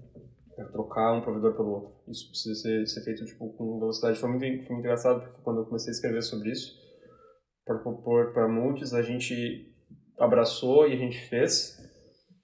E se pagou em 2 semanas, cara. Isso foi muito engraçado, sabe? Porque, será que vale a pena fazer isso? Opa, precisou. Então a gente já tinha feito algumas. A gente já tinha tipo, organizado como ia ficar o projeto, como a gente ia representar, né, expressar essa arquitetura no nosso contexto. E aí, só para te perguntar isso aí, vocês... Tipo, eu tava pensando ou fazendo ali a arquitetura, você pensava, pô, que a gente vai usar portas e adapters. Nessa parte específica, ou você já vinha seguindo o Clean Architecture desde baixo? Não, a arquitetura foi, tipo, ela foi evoluindo, ela tava bem bagunçado, porque o projeto ele foi herdado de um protótipo, assim. Entendi. A nossa empresa ela teve founding no UI Combinator, né? E nesse momento de founding, eu não era parte da companhia, mas acredito que é bem intenso, assim, né? Tu vai lá Pra chegar lá já é intenso. já é chegar lá, Sim. enquanto tu tá lá no bootcamp, né? É Claro. intenso, porque tu tem que mostrar que tem que chipar, tem que fazer os troços. Então, cara, para e pensa, né? Para e pensa. É só, tipo, coloca pressão no tempo e agressividade de crescimento. Cara, você não tem muito tempo pra pensar, então, tipo, a gente tem que parar pra pensar em muitas coisas depois, né? Então, tipo, para e arruma o que dá. Claro. Então, a gente evoluiu, a gente começou a trocar essas ideias sobre a arquitetura hexagonal, né? A gente decidiu como que a gente queria fazer, a gente conversou muito como a gente ia fazer, o que faz sentido para o nosso contexto, né? Quais as peças que a gente quer trazer, como a gente vai traduzir isso para cá e quais vão ser as primeiras peças que vão, né, os primeiros componentes que vão para essa arquitetura. Sim. Né? E a gente fez, e aí tava num tempo mais ou menos de 2 semanas. E o nosso layer da época, o que eu te comentei no início, né, que manda as transações para blockchain, ele simplesmente mandou um e-mail falando em 15 dias a gente tá desligando tudo. E aí, cara, a gente só disse, tá, e agora? Vamos fazer o seguinte, primeiro a gente vai fazer um refactor rápido aqui para pegar ele e transformar numa porta e um adapter, e enquanto alguém pesquisa outra opção de layers da época, né, e foi isso, a gente fez o refactor, colocou ele numa porta, tudo funcionou assim perfeitamente, a gente foi lá, escolheu o outro, a gente simplesmente implementou o outro adapter e, cara, a gente só trocou e foram muitos poucos problemas que a gente teve, sabe?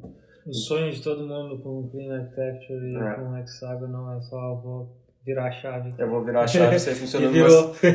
Virou. Mas, cara, por experiência, assim, especialmente com integrações de terceiros, é muito forte, tá ligado? Porque, por exemplo, para pricing, né, a gente coloca o preço da transação no momento que ela teve o settlement, eu não sei a tradução disso.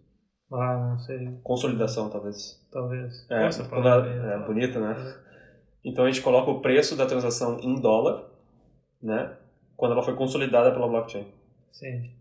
E para isso tem que ter o sistema de pricing, né? Mas às vezes você tem uns tokens, umas moedas que são muito aleatórias, às vezes não tem preço, né? Sim. E a gente tem com ports e adapters são muito fácil construir também sistemas de fallback, né?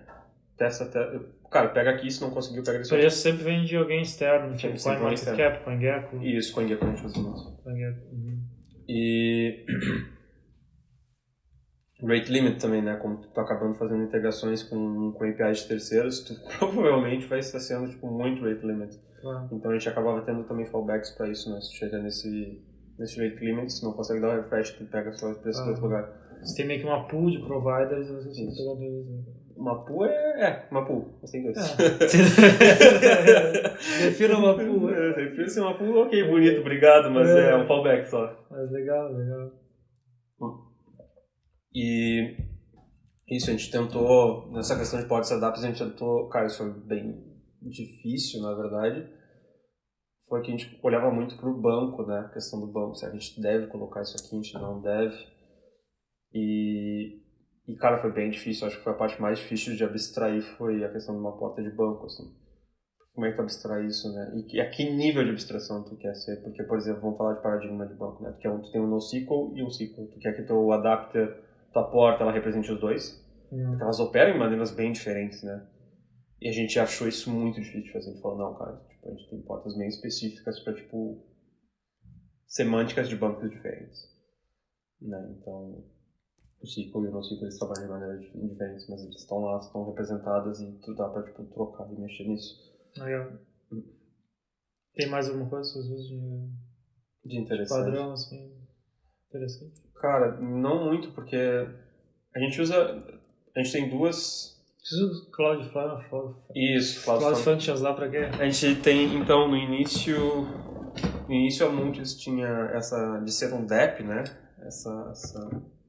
Vamos ser um DEP, todo mundo é um DEP, a gente tem que ser um DEP. Tá, a Multis queria ser um DEP. Isso, que é muito hype-driven, né? E a galera achou que por ter Cloud Functions, tu acabaria sendo um DEP.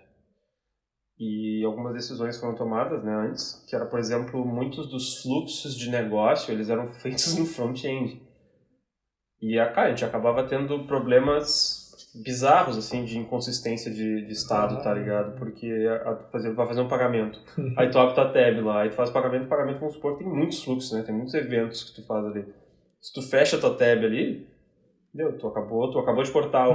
Por favor, não feche tua tab. Por favor, não feche tua tab enquanto estão carregando. Você está movendo seu dinheiro aqui. Então tinha muito isso, queremos ser um DEP, mas parecia ter uma desinterpretação, né? Porque isso é muito diferente do que é um DEP e o que é um Cloud Function. Por exemplo, quando a gente vai falar de um DEP que só integra com protocolos dos smart contracts da blockchain, todas as operações são atômicas. Então é tipo, ou vai ou racha, tá? Não tem muita volta depois que tá. E mesmo que no momento que vai, o fluxo que acontece lá atrás, ele é atômico. Então existe um grande fluxo acontecendo lá que é, cara, isso é um servidor. Sim. Isso é basicamente o serviço, né? Que tu manda um request e tu tem uma operação talvez atômica no outro lado. Mas tu tem alguém que é um processo com uma vida longa gerenciando esse fluxo, né? Que é tipo fazendo isso, garantindo que isso vai acontecer até o fim, ou se não acontecer ele vai fazer um referendo, alguma coisa do tipo. Então, ainda existem muitas cloud functions, mas a gente está migrando tudo para, na verdade, um serviço, né? Uma API básica lá, um REST, que é tipo voltar, uma coisa que a gente conversa muito, né, que é resgatar a simplicidade das coisas, né? Teve muito hype no início, de cara, tipo, não, cara, a gente tem que, tipo, simples. O simples é o suficiente, o feijão com arroz é sempre o suficiente, sabe? Se não for, aí é outro problema. Se tu não, exatamente, no momento que tu chegou e o feijão com arroz não é um problema, não, tipo, que o feijão com arroz, né, tu deu overgrowth no feijão com arroz, cara, agora tu tem um problema legal pra resolver, sabe? Mas agora você não tem só Clojure lá mais, né? Não, a gente... Isso é uma pergunta interessante, você sabe um pouco do contexto, mas a gente tem também TypeScript, né? Esse serviço que a gente está construindo, esse API REST, ele é feito em TypeScript Nest. E a decisão por trás disso foi uma questão de growth interna da empresa, né? Porque contratar para Clojure é difícil. Sim. Né? Existem vários trade-offs quando tu acaba escolhendo uma linguagem nicho. Por exemplo, Clojure tem, na verdade, as pessoas mais caras do mercado são Clojure hoje em dia, como se fosse COBOL, mais ou menos. Acho que e eu acredito que isso seja muito vinculado à senioridade das pessoas que trabalham com a linguagem. Então, tu acaba tendo pessoas muito mais cedo. Isso é um trade-off muito claro na hora de fazer um hiring. Tu pode contratar uma pessoa que ela seja... Pode demorar e contratar aquela pessoa ela seja muitas vezes certa, né? É tipo, extremamente qualificada, etc. Ou tu pode, tipo, shotgun no mercado e contratar várias pessoas e tentar várias pessoas diferentes. Então, o JavaScript, né, tem uma penetração no mercado muito maior, acaba tendo um pool muito maior de pessoas e é muito mais fácil encontrar pessoas em qualquer lugar do mundo, sabe, com experiência para isso. Sim, imagino que deve ser difícil achar alguém júnior em Clojure para formar a pessoa da tua empresa, né? Isso é um bom ponto, né? Por exemplo, eu me refiro muito no Nubank, porque o Nubank é muito referência nisso, né? Tipo, como eles... E eles não estão pagando nada. Eles não estão pagando nada, né? Pô, me contratem aí, pessoal. Não tem nada de suporte. Mas é muito legal, porque a cultura deles foi... A gente vai abraçar a linguagem, né? Assim como... se alguém nos comentários quiser falar aí, tipo, do Nubank, pode me corrigir, mas como espectador, olhando, a cultura sempre foi, cara, a gente vai formar pessoas aqui dentro, né? Porque Clojure não é uma linguagem difícil. Né? Claro, trabalhar, tipo, tendo os detalhes, mas a Clojure como um todo, ela não é uma linguagem difícil, é uma linguagem extremamente alto nível, sabe? Então, tu tem o privilégio como negócio, né? Tem, tipo, os recursos suficientes, né? Quando fala de recursos, fala de grana, né?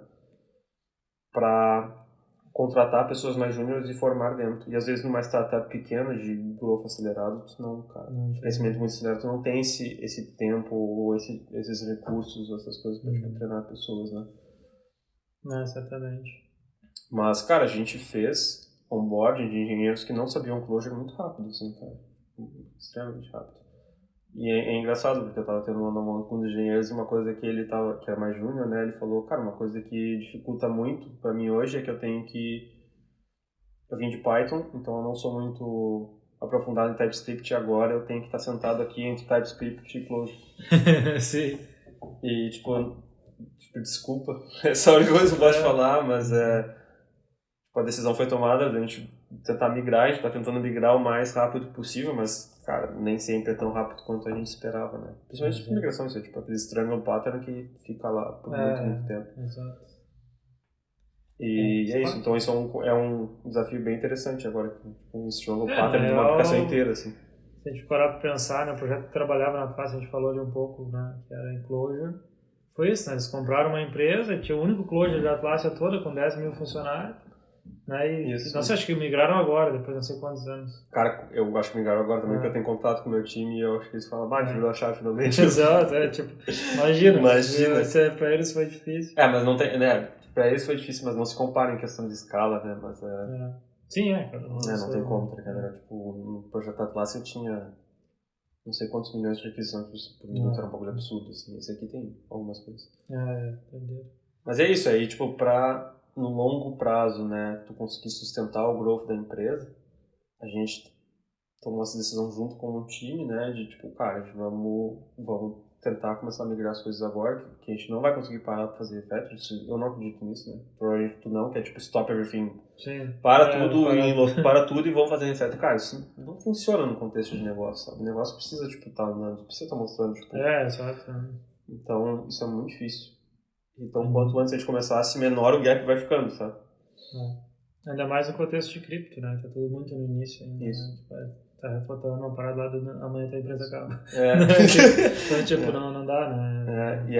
Mas é interessante, cara, tu ver isso, porque se tu pode parar pra pensar, tipo, cada empresa que tu passa é uma coleção muito grande, assim, de tipo, aprendizados. Mas tu para pensar, as coisas que tu mais aprende são as coisas que não fazer. Total. A grande quantidade, né, se a gente for medir, tu vai aprender poucas boas práticas, né, e muitas coisas assim, ó, cara, isso aqui não dá pra fazer. E pra mim, assim, um dos maiores aprendizados é, tipo, simplicidade de stack, cara, tu precisa ter stack simples, cara, principalmente se tu vai fazer coisa no início, sabe?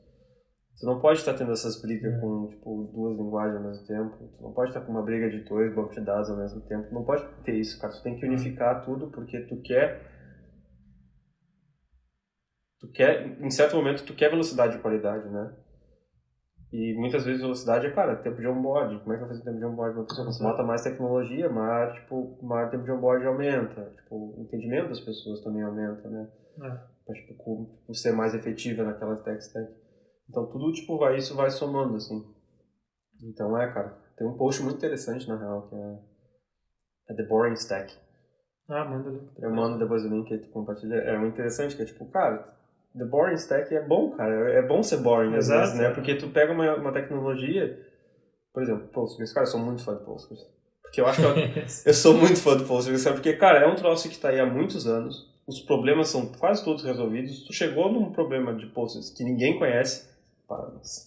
O problema mais comum que chega é a escala, né? Mas se chegar, tu vai ter dinheiro suficiente. Né? Exato. Nós lá na Atlassian, quando chega lá...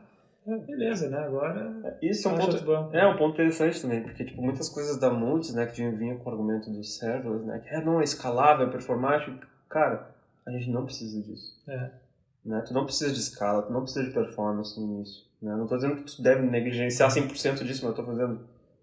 O trade-off dele é muito maior, né? Agora tu não precisa, tu nem sabe se vai ter usuário suficiente para tipo, dar esse overgrowth, né? Exato, eu acho engraçado isso.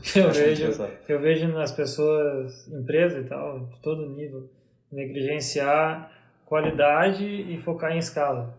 Enquanto era para fazer o contrário. É o contrário, exato. Não precisa focar em escala, mas tu deveria focar em qualidade. Mas se tiver bastante qualidade ali, tu vai ter espaço para o momento certo, ter que escalar, mudar a tua arquitetura e tal. Né? Exato. Mas se não tiver qualidade, tua vida vai virar um inferno. Não vai escalar de qualquer jeito. Não vai escalar e é possível que tu acabe na pior posição que tu pode estar como um time de engenharia, né? Que a tua stack, na verdade, ela começou a virar um bottleneck do business, né? Tipo, todo o negócio. Exato. E aí tu tá numa posição muito ruim, porque tu vai ter que ter conversas muito desagradáveis com todos os teus stakeholders, tá ligado? Exato. Vai ter que explicar. Vai ter que explicar por que isso demora, tu vai ter aquelas conversas de velocidade que ninguém quer ter, tu vai ter tipo, mas aí tipo, entra naquela discussão que eu particularmente me irrita de maneira muito, que é tipo, mas fulano faz isso, o fulano entrega tanto, por que a gente não faz isso? Cara, como é que... São dois contextos completamente diferentes, não tem como fazer uma comparação, sabe? Tipo, por que a empresa X entrega tanto e por que a empresa Y entrega tanto, sabe? Certamente. E é isso. E meio que concluindo, assim, para que tu acha que... Para que lado tu acha que vai, assim, tipo... Cripto, por um lado, do ponto de vista técnico, a minha pergunta mais, assim, tipo, o que tu acha que... Cara, eu acho... Eu não sei pra onde você tá dando essa pergunta. Isso é uma coisa que mas você falou eu agora, queria né? entender, assim, o que tu acha que... Das coisas que tu vê, né, do ponto de vista técnico e tal, assim, tu falou de DAOs ali, das paradas do nicho de mercado de você, das coisas assim, tu vê alguma coisa... Cara, alguma coisa que vem, assim, que seja o futuro, né? Eu acho que, tipo, tem muitas ondas, né? De, tipo, o Smart Contracts foi uma delas, né? Tipo, a gente suportar Smart Contracts e tal. Eu acho que agora, cara, a próxima grande coisa é interoperabilidade. Cara, que palavra as blockchains falar entre elas. Interoperability. Isso. E eu acho que isso acho que isso é a próxima grande coisa, assim, que vai acabar acontecendo, porque tá tendo muito boom de networking, né? Tem muitas networkings agora. Tem Avalanche, tem exato. Cardano, né? E aí, como é que tu faz para mover agora dinheiro entre elas, né? De maneira segura. Exato. Então, acho que isso vai ser a próxima coisa que vai ser bem interessante de ficar acompanhando. Assim. Por isso, Polkadot é uma blockchain que já, tipo, vem para resolver esse problema, né? E vocês vão esperar isso aí para integrar com outras... Vocês não vão sair de Ethereum agora? Não, Ethereum, cara, é porque a nossa... tem muita coisa no ecossistema do Ethereum. Isso, o ecossistema do Ethereum, ele tá muito... Cara, o Ethereum é o JavaScript das blockchains. Certamente. A penetração de mercado foi muito grande, sabe? Então, tipo, a quantidade, por exemplo, a número de desenvolvedores que tem no Ethereum é muito maior que qualquer outro blockchain, sabe?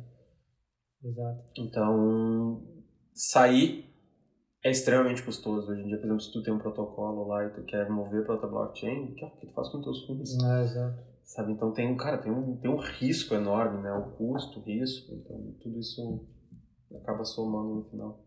E tu acha, mudando um pouco de contexto, mas não mudando muito, tu acha qual é a dica que tu dá para as pessoas? Assim, tu acha que é uma coisa, precisa estudar blockchain ou pegar algum projeto para estudar ou como as coisas funcionam?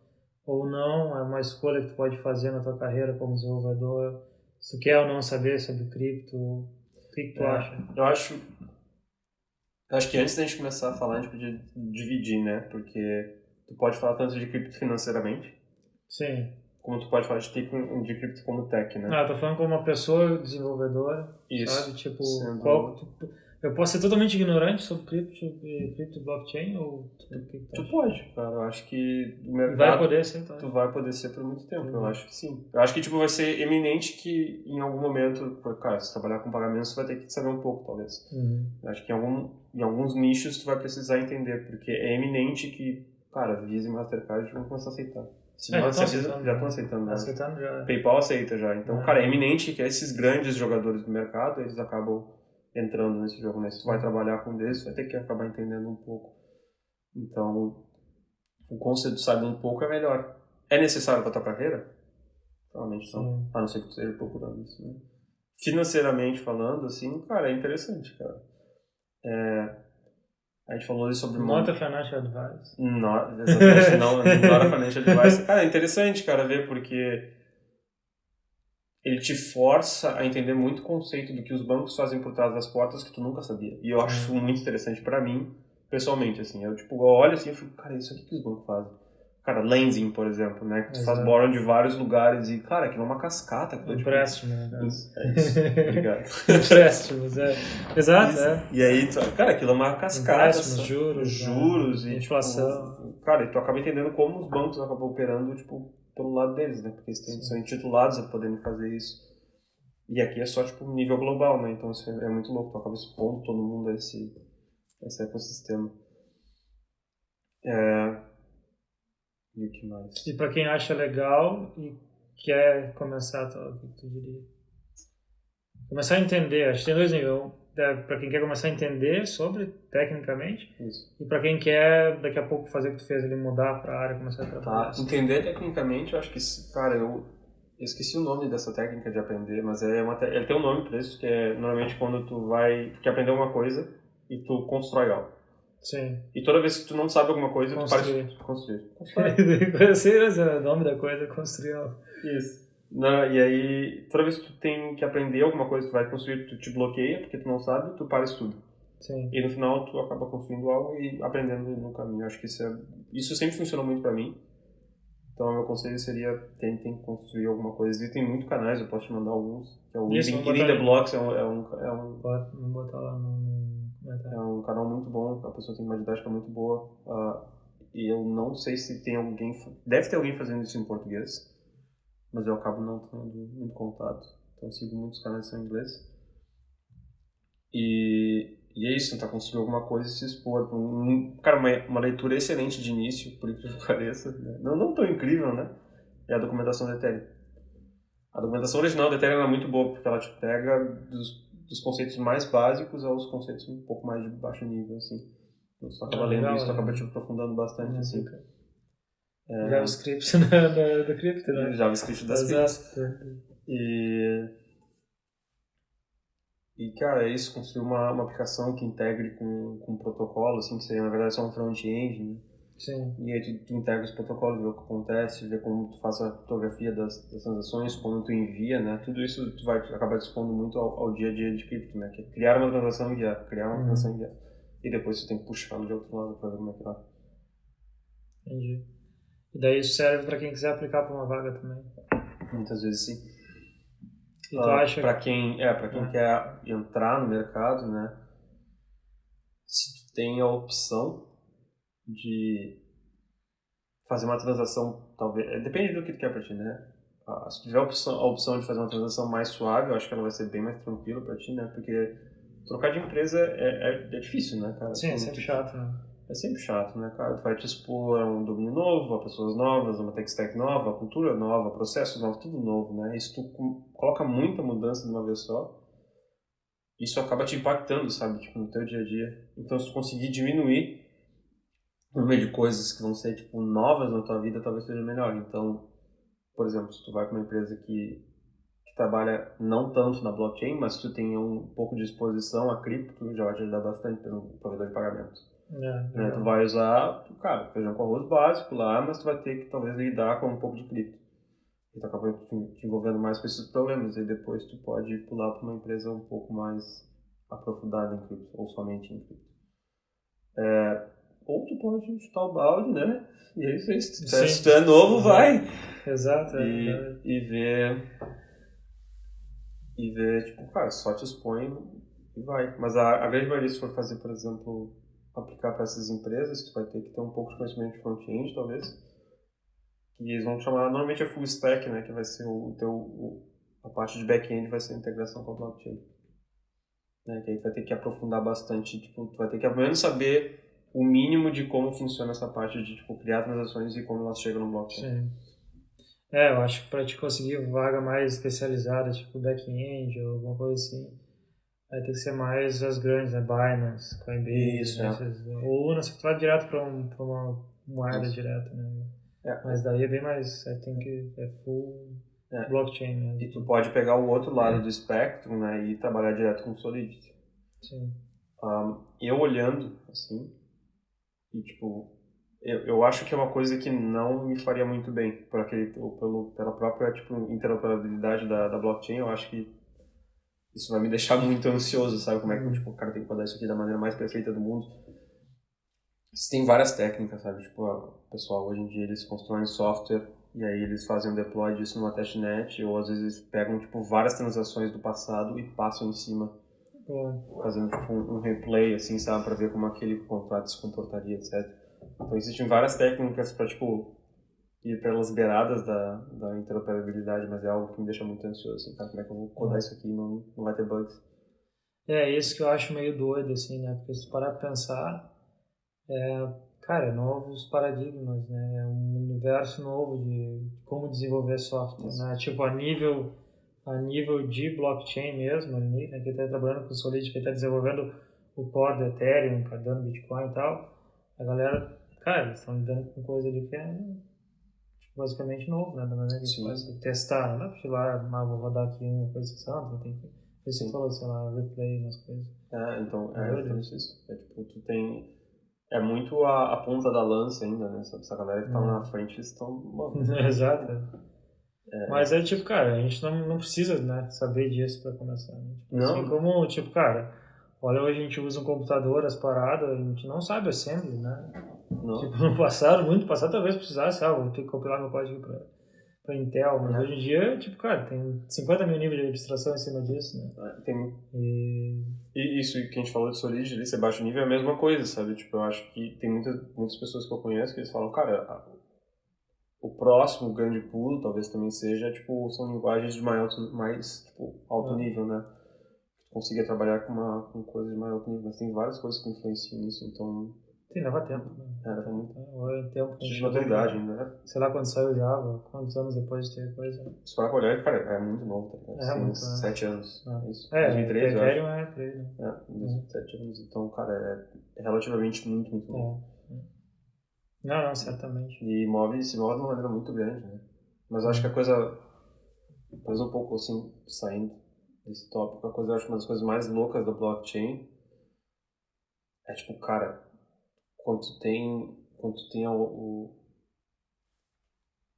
quando a wallet é tua, né, quando a carteira é tua e tu tem toda a responsabilidade de guardar isso, tu acaba tendo essa responsabilidade, mas, cara, tem um outro lado da coisa, né, que a gente tem que sempre lembrar que são empresas fazendo muito desses protocolos às vezes, né, e às vezes, cara, tipo, mano, não é difícil tu achar uma empresa aí que ela, tipo, vai trocar qualidade por velocidade. Mas então, eu não estou dizendo que são todos os casos, né, mas a gente acaba vendo muitos hacks, né, cara, isso é muito um risco real hoje em dia na blockchain, é, cara, tu colocar teu dinheiro no protocolo e tu perder todo o teu dinheiro. Como o início da internet, como a internet é hoje. Como a internet é hoje, aí né? eu olhei, clicou sem querer, opa, já era. Opa, essa transação aqui no meu cartão. Tropeçou aqui já era. Essa transação aqui no meu cartão. Clonado. Mas é muito louco como a gente perde dinheiro, né? Eu acho que a gente já conversou muito sobre isso. Hoje em dia, tipo, cara, é bizarro que a gente perca dinheiro das pessoas por, tipo, coisas... Por ganância, né? Por extrema ganância, tá ligado? Tipo, perdeu e, putz, desculpa, perdi. E é isso aí. Acabou. E isso é muito louco, cara. Isso meio que me frustra um pouco, assim, mas acho que mas acho que é uma coisa todo mundo refletir, né? Tipo, qualquer tipo de hype tem que cuidar, né? Quando todo mundo tá falando, todo mundo tá... Não seja do hype. Não seja do hype. Quando todo mundo tá falando em comprar e tal, compra mais da XY, cara, pensa bem, né? Pensa bem. Tipo, e por isso que eu acho que é interessante mesmo que a pessoa não vá trabalhar com cripto para entender meio que o fundamento das coisas, né? Para saber olhar uma coisa e dizer, pô, eu acho que isso aqui não é bem o que parece, sabe? Eu não vou confiar meu dinheiro nisso aí, sabe? Exatamente. E tu tem que... Eu acho que esse é um tipo de pensamento que ele a gente fala aqui só de cripto, mas é uma coisa que tipo, tu tem que trazer ele pra tudo na tua vida. Tem que entender o fundamento das coisas, tem que entender o valor das coisas, tá ligado? Quando alguém fala uma tech lá, então, mas por que a gente tá fazendo isso? Qual o problema que isso resolve, sabe? A gente precisa, tá ligado? Essas paradas. Então é sempre tipo, um questionamento constante na tua vida, sabe? É um exercício. No momento que tu pega embalo fazendo ele, tipo, ele vai te acompanhar pra sempre, sabe? Não, exato. Cara, pra finalizar, eu acho meio fora desse contexto, mas acho que é uma coisa que as pessoas também vão se perguntar, né? A gente tá falando que a gente tá aqui em Paris, na França e tal, a gente estava na Austrália antes. Cara, carreira internacional, o que tu tem a dizer, que dica tu tem a dar? Porque muita gente quer sair do Brasil, quer trabalhar para fora e tal. Tu já tá há quanto tempo fora do Brasil? 4 anos? Ou não, mais 6. Vai ser quase 6 anos agora. 6 anos. Então isso aí... Very long time, my friend. Very long time. Isso aí em 2000. Chile, Austrália, agora Paris. França. Exato. Cara... Caraca, volta ao mundo, né? Eu tô quase dando a volta ao mundo, agora quando eu voltar pro Brasil eu fecho os olhos. Exato, já é. Cara, primeiro, assim, olhando retrospectivamente, a primeira vez que tu sai do Brasil, ela é bem mais difícil que as outras, né? E vai te ajudar muito, por exemplo, quando eu fui pro Chile, eu tive todo o apoio da ThoughtWorks, né? Então, a ThoughtWorks é uma empresa extremamente acostumada a fazer isso, né? E aí, cara, eles vão te ajudar com advogado, vão te ajudar com os papéis que tu tem que entender, como é o processo de sair do país, visto e tudo.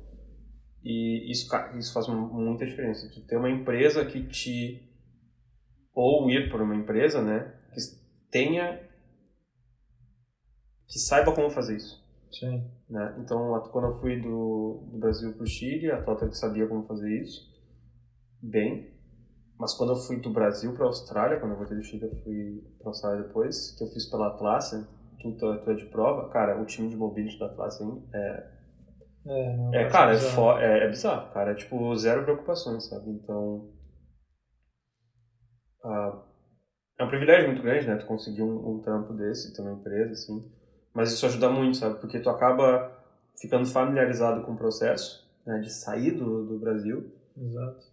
E tu acaba pegando experiência. E aí, quando eu tive agora que eu fui da Austrália para a França, a empresa que eu estava fazendo tinha quase zero experiência. Mas eu tinha experiência, então eu falei, não, beleza, eu sei como resolver isso aqui, eu só preciso desses documentos, eu preciso disso aqui de vocês, eu sei como correr atrás, eu sei como no consulado fazer as funções do visto.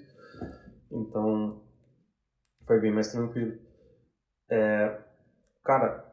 Então, o resumo tem níveis... Pode ser muito simples ou pode ser complicado. Ele pode... Tua vida vai ser bem mais fácil se tu conseguir uma empresa que esteja disposta a fazer a tua relocação e ela tem experiência em fazer a relocação. Só estar disposta não quer dizer que ela tem experiência, né? Porque a minha outra empresa estava disposta. Só que eles não tinham experiência. Assim, eu acho que isso é uma dica boa. Tipo, as empresas têm, né? Tipo, dependendo da empresa lá, tipo a Atlassian mesmo, tem um setor legal com advogado internacional, tipo, a galera faz toda a função, né? Tem algumas empresas que não tem, então, tipo, são coisas que também, pensando em sair, daqui a pouco dá pra olhar, né? Por exemplo, cara, uma coisa que eu não tenho ideia como funciona é da saída definitiva do Brasil. Quando eu saí da Atlassian, eles tinham consultores que faziam isso, só mandar os documentos, apertava yes, next, e o cara tava pronto, cara. Exato. Então, quando eu voltar agora, eventualmente, talvez eu precise só, tipo, rever como desfaz isso. Mas tem a documentação deles lá. Então, Exato. Então, isso, cara, essa rede, esse conforto é muito bom, né? Porque a gente falou ali, tipo, quando tu introduz muita mudança de uma vez só, isso te puxa muito longe da tua zona de conforto, né? E, cara, sair de um país é muito longe da tua zona de conforto, cara. Tu vai chegar num país que a cultura é diferente, que a língua é diferente.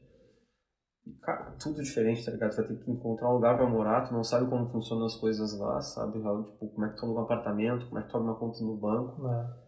Exato. Então, tem todos esses problemas, né, que quanto mais suporte tu tem vindo da empresa, melhor pra tua primeira experiência, assim. E depois é meio que tu só, tipo, cara, só pega o que tu aprende e vai. E também os documentos, né, porque a primeira vez que tu faz, tu aparentemente vai só reusar os mesmos tipos de documentos, então é meio difícil conseguir todos eles. Sim, os documentos do Brasil, né? Documento do Brasil. Base, depois é só reusar. Depois tu acaba só reusando esse, então, tipo, vai mudar um pouco, né? Talvez tenha que fazer uma tradução para francês, como eu tive que fazer, ou só uns deles, mas, cara, a lógica é a mesma. Mas dando um passo mais atrás, assim, cara,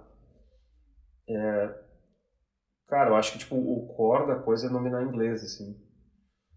Aqui tu fala inglês também. Aqui eu falo inglês, eu trabalho em inglês, pra quem não sabe, eu trabalho totalmente em inglês e eu me viro mais ou menos em francês. Né, então... Fala uma coisa em francês aí. Bonjour. Muito bom. Muito bom, nota 10.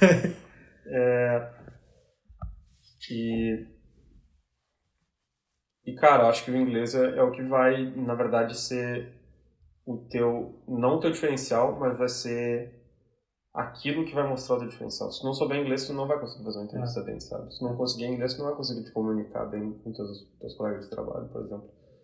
Então, o domínio do inglês, ele vai te facilitar, cara, tudo dali pra frente, sabe? E isso é um ponto que tu falou, né? Por exemplo, tu não precisa vir para um país que não é o inglês na língua nativa e tu pode ir muito bem para um país que o inglês não é língua nativa e ser feliz, sabe? Exato. E ser feliz. Tipo, depende muito do que tu quer, sabe? Por exemplo, tu consegue ir pra Alemanha, tu consegue viver em Berlim só falando inglês. Tipo, acho que todo mundo que tá em tech agora conseguiu ver que, tipo, na Europa, Berlim é um grande polo que suga brasileiros e... Sim, exato. E muitos que eu tenho amigos e amigas que foram pra lá e, tipo, essa galera sabe, tipo, o básico, assim, do alemão, e só pra não passar tanta vergonha na rua, assim, mas a vida no dia a dia é inglês, sabe? Mas quando tu fala dominar o inglês, você não precisa ser não precisa ser fluente, né? Não, pra eu não me acho fluente. Sim, é tipo, nunca vai ter, pelo menos é o que eu acho, não sei o que tu acha, na minha experiência. Tu nunca vai estar extremamente confortável, né? Demora muito, eu acho, pra te estar confortável. Então, se for esperar o momento perfeito para sair, não tem, né? Tipo, acho que, pelo menos para mim, foi a minha teoria era qual? Eu vou fazer as entrevistas sem estudar muito mais inglês do que eu sei, eu vou fazer as provas lá do IELTS que tinha que fazer. Se eu passar em tudo isso, quer dizer que meu inglês está bom o suficiente para ir, eu vou me virar. E aí, tipo, porque senão tu fica sempre esperando um momento que vai ser nativo, outro vai ser fluente, e dificilmente vai chegar, né? A não ser que tu, sei lá, trabalhe muito tempo remoto do Brasil para um país que fala inglês, mas demora demais. Não, mas eu acho que essa coisa que tu falou de virar fluente, inclusive eu estava conversando com a Luísa esses dias e com a minha professora de francês, que eu acho que a fluência, só trabalhando tu não vai ser fluente, tu tem que viver na cultura, porque fluência é não só dominar a língua, é tu entender culturalmente como aquela língua funciona, sabe? Tu conseguir te expressar, tipo, começar... verdade. Tipo, dentro da... Cara, é um troço complexo, assim. Pelo menos esse é o meu entendimento de fluência, né? Um domínio muito grande da língua e da cultura daquela língua. Por exemplo, um clássico, tá? Tomara que as pessoas não fiquem muito bravas com isso, mas, cara, uma coisa que tu vê muito, às vezes, que é a maneira como a gente formula frases no português e no inglês são diferentes. Né? A maneira como tu pensa também vai mudar. Isso culturalmente muda teu trigger, né? Como eu formulo as frases no inglês, elas não são as mesmas no português. E às vezes, quando tu acaba vendo tipo, um francês formulando frase em inglês, que eles colocam um artigo em tudo, então tu vê tipo, vários D, porque tipo, é uma translação 1 para 1. Tu entende aquela pessoa? Tu entende. Ela talvez seja avançada média no inglês, mas ela tá muito longe de ser fluente, porque tipo, ela não conseguiu virar a chave em como, né? Sim. Como pensar naquela língua, sabe? E é só vivendo fora, eu acho, cara. Que é uma coisa que hoje em dia, né, a gente tá falando aqui, tem palavras que a gente não lembra, ou tem coisas que eu não sei mais em português. Tipo, eu nunca soube em português, na verdade, só aprendi em inglês. Né? E aí, tipo, tu chega ali e tu vai falar em português, cara, como é que é? Tipo, você falou settlement. Né? Tipo, cara, não sei, vou procurar depois no Google. Tipo, acknowledgement. Tipo, cara, não sei. Dá um acknowledge aqui. Não, mas é isso, mas a gente até conversa aqui em casa às vezes que, tipo, depois de certo horário, né, que tu acaba ficando muito cansado quando tu trabalha em outra língua, principalmente no início, e quando tu sabe mais de uma, tipo, bingo, né? Tu quer falar uma coisa, na primeira que vem, foda-se, sabe? Tipo, exato. É o que a gente acabou fazendo aqui, tipo, eu quero falar essa coisa, tá aqui, te vira. Exato. Então, teu cérebro acaba ficando confuso, né? Isso é meio bizarro. Se for pensar, isso é muito bizarro. Então, duas dicas aí, né? Uma é, inglês é muito importante, mas não precisa ser nativo. Não precisa ser nativo, fluente. Tipo, testa. A outra vai ter vários níveis de suporte que vai ter, dependendo da empresa. Tem empresa que vai fazer toda a função para ti, outras tu vai ter que se virar. E o que mais? O que tu acha? Assim, Quanto mais suporte tu conseguir, melhor. Tu acha que é chave a pessoa sair do Brasil? Ou Eu acho que não, cara. Sendo bem sincero, tem quantas pessoas eu e tu conhecemos que estão vivendo no país muito bem até hoje, trabalhando para várias empresas. Não é chave, sabe? É uma questão do que tu quer para ti e o que faz sentido na tua carreira. Eu queria ter a experiência profissional, tipo, internacional, assim. De não só trabalhar para fora do Brasil, mas sim trabalhar de outro lugar e ser imersivo em outras culturas, né? Eu queria ter esse choque cultural. a parte cultural é diferente. Eu queria ter muito choque cultural e viver as outras culturas, né? Então, pra mim, isso fazia muito sentido, mas, cara, não é necessário, sabe? E o que tu acha, assim, tipo, pela parte... Normalmente a gente tem uma expectativa, né, quando vai sair do Brasil, fora do Brasil, parece muito diferente, pá. Eu, pra mim, pelo menos, eu parando pra ver, hoje tem a diferença cultural das coisas, tem a diferença de país, que obviamente é diferente, mas no fundo é meio que, sei lá, né, depois que te acostuma é meio mais do mesmo, né? É mais do mesmo, tipo, o trampo, na verdade, é meio que mais do mesmo, né? O trampo é a mesma coisa. Cara, o trampo, na verdade, mais do mesmo é engraçado, porque quando eu olhava, assim, pro... Eu quero dizer que tu pode ter um trampo top do Brasil. Sim, com certeza. Cara, pode muito bem ter um trampo top no Brasil. Muitas pessoas que eu conheço têm trampo top no Brasil, tá ligado? Tipo, algumas pessoas não estão dispostas a, tipo, ficar... Cara, isso é uma coisa que tu tem que ter, né? Que é em mente, quando tu vai sair do Brasil, cara, tu vai acabar deixando coisas para trás. Sim. A tua família, teus amigos vão ficar para trás. E, cara, falando assim, quando eu olho para meus amigos, tipo, como tu ou outras pessoas, cara, isso aí, tipo, eu não consigo dar um replacement às pessoas. As pessoas são impossível de dar replacement. O tipo de relação que tu tem cultural com essas pessoas é muito próxima, tá ligado? Eles são muito parecidos contigo, a gente pensa muito da maneira... Cara, é muito difícil achar outra pessoa que fala, sei lá, inglês ou um francês que tenha muito próximo, né? E isso, cara, isso pesa, sabe? Isso tem um peso muito grande quando tu tá fora, né? Que é, tipo, saudade, família também vai pesar. É uma curva, né? Você tem a parte inicial, onde tudo é novidade, e depois, né? Depois começa a olhar pra trás e falar, cara, isso aqui, na exato. verdade, esse hype aqui já não é tipo, mais suficiente. Então essa, na verdade, tem outra dica interessante, eu acho, para quem tem dúvida, assim, como é que vai ser. É tipo, cara, daqui a pouco dá pra também sair, né? Ficar um tempo fora, 1, 2 anos e voltar. Que é muito massa, tu aprende outras culturas, tu aprende uma linguagem bastante, depois tu volta lá, pá. Isso é engraçado, isso é interessante tu mencionar, na real, porque eu tive uma conversa agora com um conhecido que ia se mudar pra Londres, e ele tava muito preocupado em ir, assim, sabe? Tipo, como é que vai ser? Como é que é ser um imigrante em outro país? Cara, a gente tem que entender isso. Cara, quando tu vai pra um país, tu vai ser sempre imigrante, tá ligado? Exato. Vai ter situações que vão ser ruins. Tu é turista, então forever turista. Exato. E, tipo, vai ter situações que, tipo, podem ser ruins, sabe? Eu não tô dizendo que eu passei por algumas coisas, eu, tipo, só me acostumando culturalmente, assim, mas, tipo, pode ter situações que tu pode ser tratado como imigrante. Isso é ruim, cara.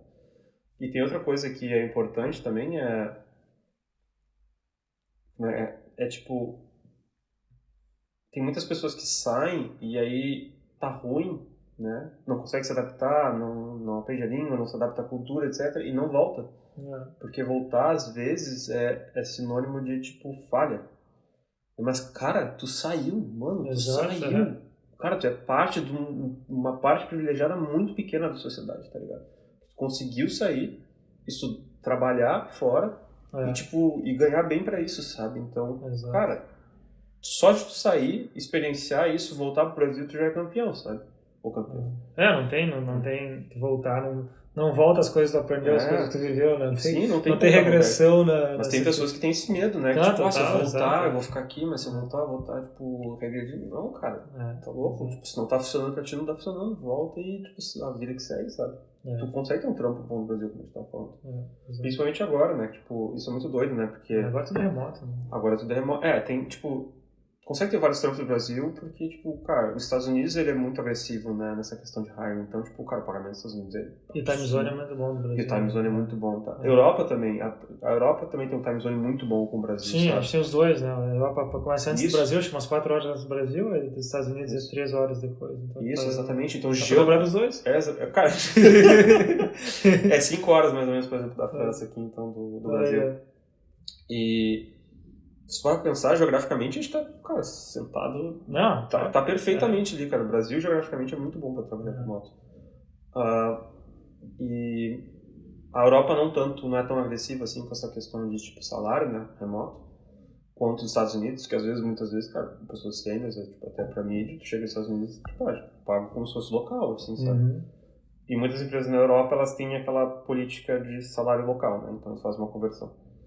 Mas isso vai ter que acabar diminuindo em algum momento, sabe? Isso vai ser uma bolha, vai dar problema. Tem pressão, né?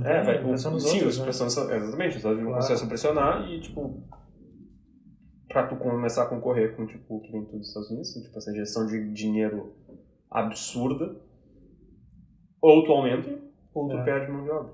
Exato. Né? Então, e aí o que tu faz? Normalmente a tendência é sempre aumentar, né? É difícil, né? Porque sempre tem uma luta na questão, né? Tipo, não vou aumentar. Então... É isso. Cara, acho que é isso, né? Então, eu acho que sim. Cara, muito obrigado aí, muito esclarecedor. Valdemar Neto, né? Valdemar Neto. Pô, dá like aí na parada. Dá like, eu vou mandar os links ali os links que a gente falou. Do Boring Stack, dos canais do YouTube em inglês, eu te mando, vamos ver se tem alguma coisa em português. Caso o pessoal tenha curiosidade. Vou botar tuas redes aí também. Bota as redes. Tudo sobre programação e Clojure. Clojure. Não esqueça, é uma linguagem excelente. Excelente. Tá? Então tá. Valeu então.